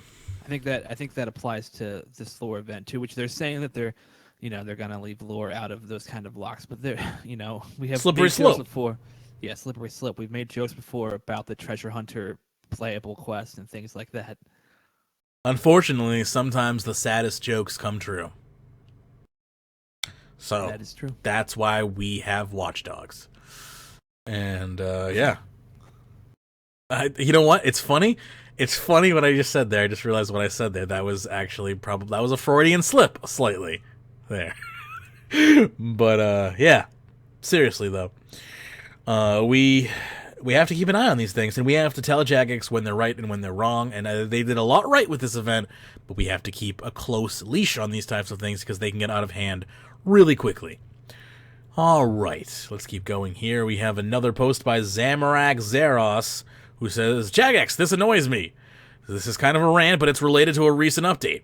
You keep making more and more typos recently, or they are just more visible. My grammar may not be the best in the world, but I have the excuse of being someone whose first language is not English, and I'm not the one making games. I'm sorry if you people do not like people complaining about grammar, but something needs to be done. Maybe there haven't been more typos recently, and I have simply become more observant. But please, at least you should fix the deposit crystals thing." So, This is someone complaining about the Desposit crystals. Yeah, I was gonna say it's Desposit. Desposit. So yeah, and the reasoning behind that, I assume, is because Desposit is a word. It's an oversight. I think it is an oversight, of course. A typo is always an oversight. I'm just wondering if Desposit is an actual word or not, if I'm thinking of something else. I'm not gonna look into it right now, but anyway, yeah. How do you miss things like that? I don't know, but it happens. It happens all the time. MTX is not a slippery slope, says Zettel. Calling it such implies that we can fight our way upwards. It's a vertical drop. It always goes downwards as time progresses. We've pushed them back on occasion, or at least it looks like we have. Go ahead. I mean, I kind of don't agree with that, and I think the prime example is elite skilling outfits. Yeah. I mean, the fact that we got them, to basically hand over an item that had been locked behind Treasure Hunter for so long and really shouldn't be, proves that it's not easy, but it can be done. And I think it's worth being vocal about it. Yep. If a community doesn't respond to microtransactions and communicate with the game developer, it can definitely be a vertical drop. And if the game developer doesn't listen, I think the MTX can be that. Yeah. But Jagex has showed that they will at least listen sometimes. They don't listen as much as we would like them to, but that's why I always say we need to keep calling them out, because it actually does do something. It gets us things like I said, the elite skilling outfits. It seems to get us somewhat fairer events sometimes. Still not all the time, but at least some of the time. Indeed. Any other comments on Zettel's comment or the current post, or should we move along? All right. Well, before we move along to the next topic, which will be a topic that apparently I've lost. Is it Birth by Fire? I think so. Anyway, before we get into Birth by Fire, I just briefly want to bring up our Patreon page. If you have been watching this show for more than one show, you probably already know we have a Patreon, but just in case, to remind everyone, if you want to support the show, you can go to patreon.com/RuneScape. Once you're there, you can pledge any amount of money you'd like, but if you pledge at least $3, you're going to begin unlocking elite bonus content that we record, generally on the weekends. And the bonus content, again, like I said, starts at $3 a month and goes up to $15 a month. So there's different tiers you can unlock, and obviously the more you pledge, the more bonus content you're going to get over time. So you might want to check that out. If you're interested in supporting RuneScape Weekly and you like what we do here and you want more bonus content, consider becoming a patron. And we do release content to patrons of all levels, meaning below $3 a month on occasion. But if you want your pretty much set schedule of content, you're going to want to pledge at least $3 a month. And if you're watching live right now, you may notice I'm scrolling through shows here, and pretty much as I've been talking here this entire time, I've been scrolling past episodes. These are all episodes of the show you may not have heard yet, so you may want to consider supporting us at patreon.com/RuneScape, and you'll get access to all the backlog content as well as new content that airs as well. So again, patreon.com/RuneScape if you want to support the show. All right, let's continue on here with a post by Lucky Devil. Birth by Fire. I'm really digging this event so far. The goal seems achievable. The embers can be obtained by trading any skill as far as I know, but seem to offer higher percentage yields for cooking and fire making from what I've been gathered. The armor is appealing, and best of all, it offers a little backstory directly related to RuneScape. The order in which the armor pieces are obtained is quite fair, and in my opinion, paired well with the mystery boxes. I have no quarrel with allowing players to spend rune coins in various ways on this event, and I believe the prices to be quite fair. All in all, I'm just making this a props thread to tell the team that I haven't found an official article yet. So 5 out of 5 they're giving it, and I just want to again remind us, as we were just briefly talking about the fire event, that this is a well-balanced event overall, and as long as we continue pushing for these, maybe we can continue getting them. But again, we also have to just remember that the cycle we've been going through here, and to remain vigilant. Do not drop your guard over one good event. The real challenge is gonna be what comes with December, and if December they lay off more, then we're moving along in the right direction. But I would say it's too early to give them full praise, but definitely praise for that promotion. Any thoughts, or should I keep going here? We have 2 more posts before we're going to wrap up today's show. Just keep going, I'd say. I think we covered that pretty well. Yeah, I agree. I've made my comments. For sure. Next up is a topic called Vindicta by Effigy-scape, who says, I know mods will likely not respond on this issue, but it's really been bothering me. I've been killing Vindicta for 1.3 thousand kills on 100% drop rate and got 2 crests out of it. For comparison, Darden got 11 lances and 9 crests out of the same amount of kills, whilst he didn't even have 100% for a lot of the kills. YouTuber luck? I'm starting to think that my account is just bugged or something. This is just not even bad luck. No, you're right, it's horrible luck. I mean, welcome to RNG, right? What can you do? Like this person's a Roof, actually a listener of the show, Roof, who says, took me 3 years to get the Phoenix Eggling. And then someone who's who says, took me 3 days. So there you go. I mean, it's that's what it is. That's what it is. It's just luck. You know, some people are lucky, some people aren't lucky. But yeah, can you imagine, Harley? You're trying to make money bossing. You do 1.3 thousand kills on Vindicta, and you get 2 crest drops, no lance drops. And you've already gotten the lance drops. that freaking hurts. No doubt about it. This is clear. I would say this is more evidence to that post we read probably about 6 months back, Matt, now talking about the luck number that is assigned to all the counts. Yeah, I'm believing it more and more. I mean, it took me 20-something million experience to get the Willow pet, you know, and then again, it also took me like 300k to get Woody, the woodcutting pet. You know? It's the luck of the drop. It's pure luck. I'll tell you why, because I just typed it in YouTube. It took me 1 trip to the Chaos Dwarf battlefield to get the dragon pickaxe up a Chaos Dwarger. Yeah, and I've never seen one in my life, and I've fought there plenty of times trying to get one and never got one.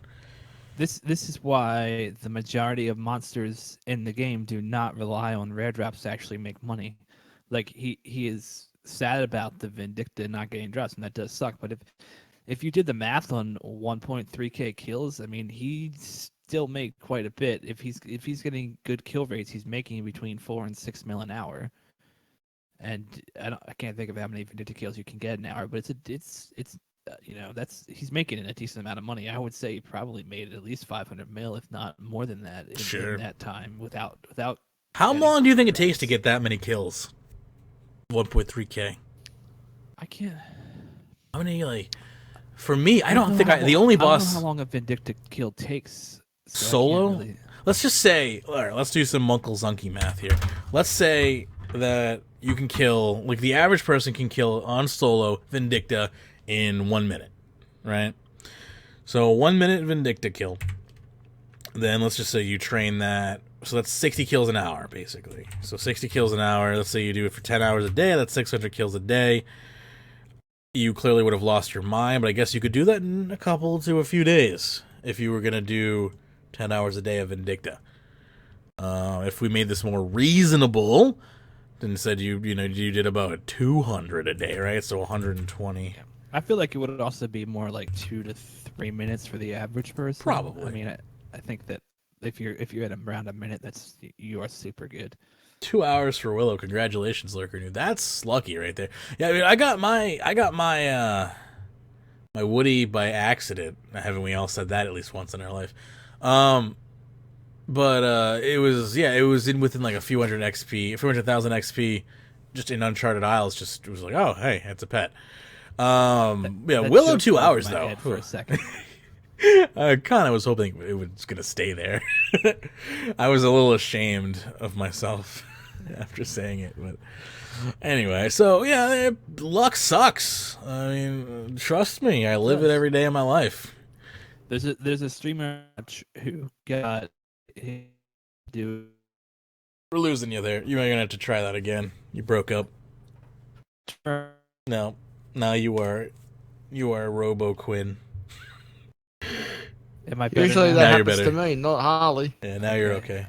A streamer that I watched him get his first like 16 rack kills, and he got an entire leg in 16 kills. Yeah, really? And Yeah, and Wow. That's three pieces for people who don't know. You have to get one from each path. Yeah. And each one is the numbers are about 1 in 40 to 1 in 60. So, and he got all 3 in 16. Wow. I mean, I was impressed at getting my first kill. I got a leg piece drop up, but I guarantee you I'll probably never see another leg piece because of that. Anyway, also, you'll never catch me fighting a Raxor, which needs to change, but, you know. Let's read our last post of the day, aptly titled, Leaving with a Bang, by Dubstep. And it says here, hey guys, just a quick post. I've had my account for like 9 years or something now, and I've truly enjoyed my experiences. A few days ago, I peaked and was finally able to get my Santa back after I sold it for $20 million a few years ago. I paid $328 million, which is near enough my entire bank. Not long after acquiring 99 Slayer, my dream skill, I was happy to stand at banks all day just talking to the community. 2 days ago, I did something stupid. Greed and curiosity, I know where this is going now, greed and curiosity, led me to the scam of my beloved Santa hat. After recovering from the shock of the ordeal, I become happy in myself that I'd only gone and learnt a life lesson about greed and where it can get you. At least they have some insight here. I mean, that's, you know, it takes the bigger person to have the insight, right? Not wanting to go out all sad, I decided to have some fun at something I thought I'd never do: staking. I sold potes and every little item in my bank and got myself $4 million. After 2 hours, I'd made myself $150 million, which I couldn't believe because I am truly the most unluckiest player in the world. I really enjoyed myself, knowing I was quitting regardless to stake. The rush was amazing. I started staking with another guy continuously in hopes that he would eventually attain all my staking money. In the end, I went big. 100 mil, of course. I lost, and I was happy because I knew it was drawing my account to the end. Last bit of cash was 50 million. Staked the same guy, got to the end, and it just dawned on me. 9 years of pleasant playing, the people I will miss, the experiences I would miss. Then, I hit the ground hard, after losing all my money. Everyone cheered me on, and everyone was really supportive, and the guy that had rightly won my money was so pleasant about it. Obviously, who wouldn't? And I guess I just wanted to post to say goodbye to the community that has shaped me as a person and has taught me some valuable real-life lessons. Be happy with what you have. Yeah, right? See you in 6 months, sucker. Cherish it. Don't be greedy. Yeah, in 6 months, there'll be another post. Coming back with a bang. Who wants to stake me? Trying to get some money. Gave it away a few months ago in dueling.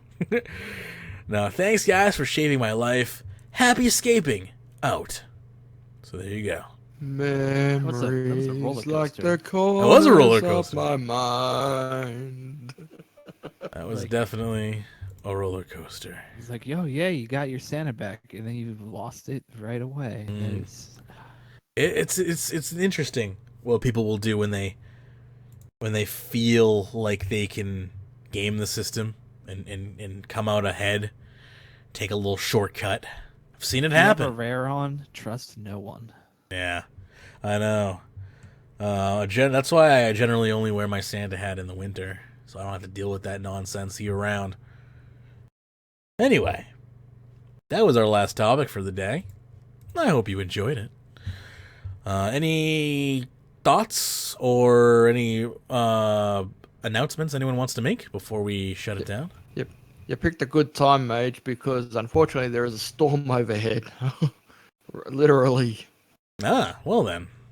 Good luck. Don't get electrocuted. Or flooded. Episode 2 of Ladies' Night should be out today or tomorrow, depending. It's because of my family stuff this week. It's kind of delayed the launch from yesterday, but hopefully we'll get that figured out soon. So if you have the raw files, you can send them to me and I can make sure it gets up today.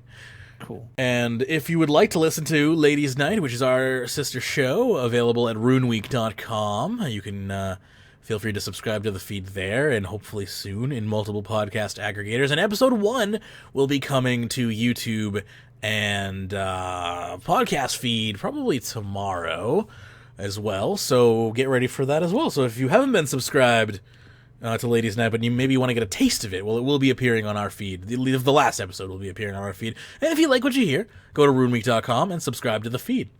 Anyway, I think that's going to do it for this episode of RuneScape Weekly.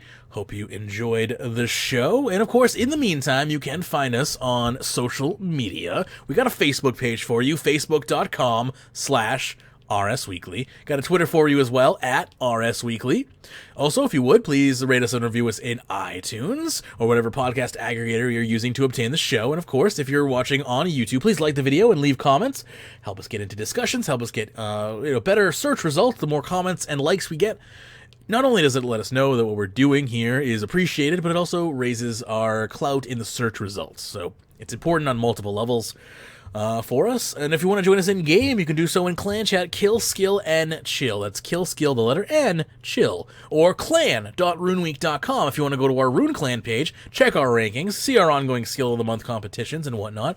Skill of the Month competition is still ongoing. This month is rune crafting. Top rune crafter will win 10 million gold if you're in the clan, 5 million gold if you're not in the clan. And, of course, you can check that out at clan.runeweek.com. Minimum to win is 1 million experience gained, so keep that in mind. I assume once the runecrafting outfits hit the game update next week, runecrafting is going to get a little more popular as people are trying to get that outfit.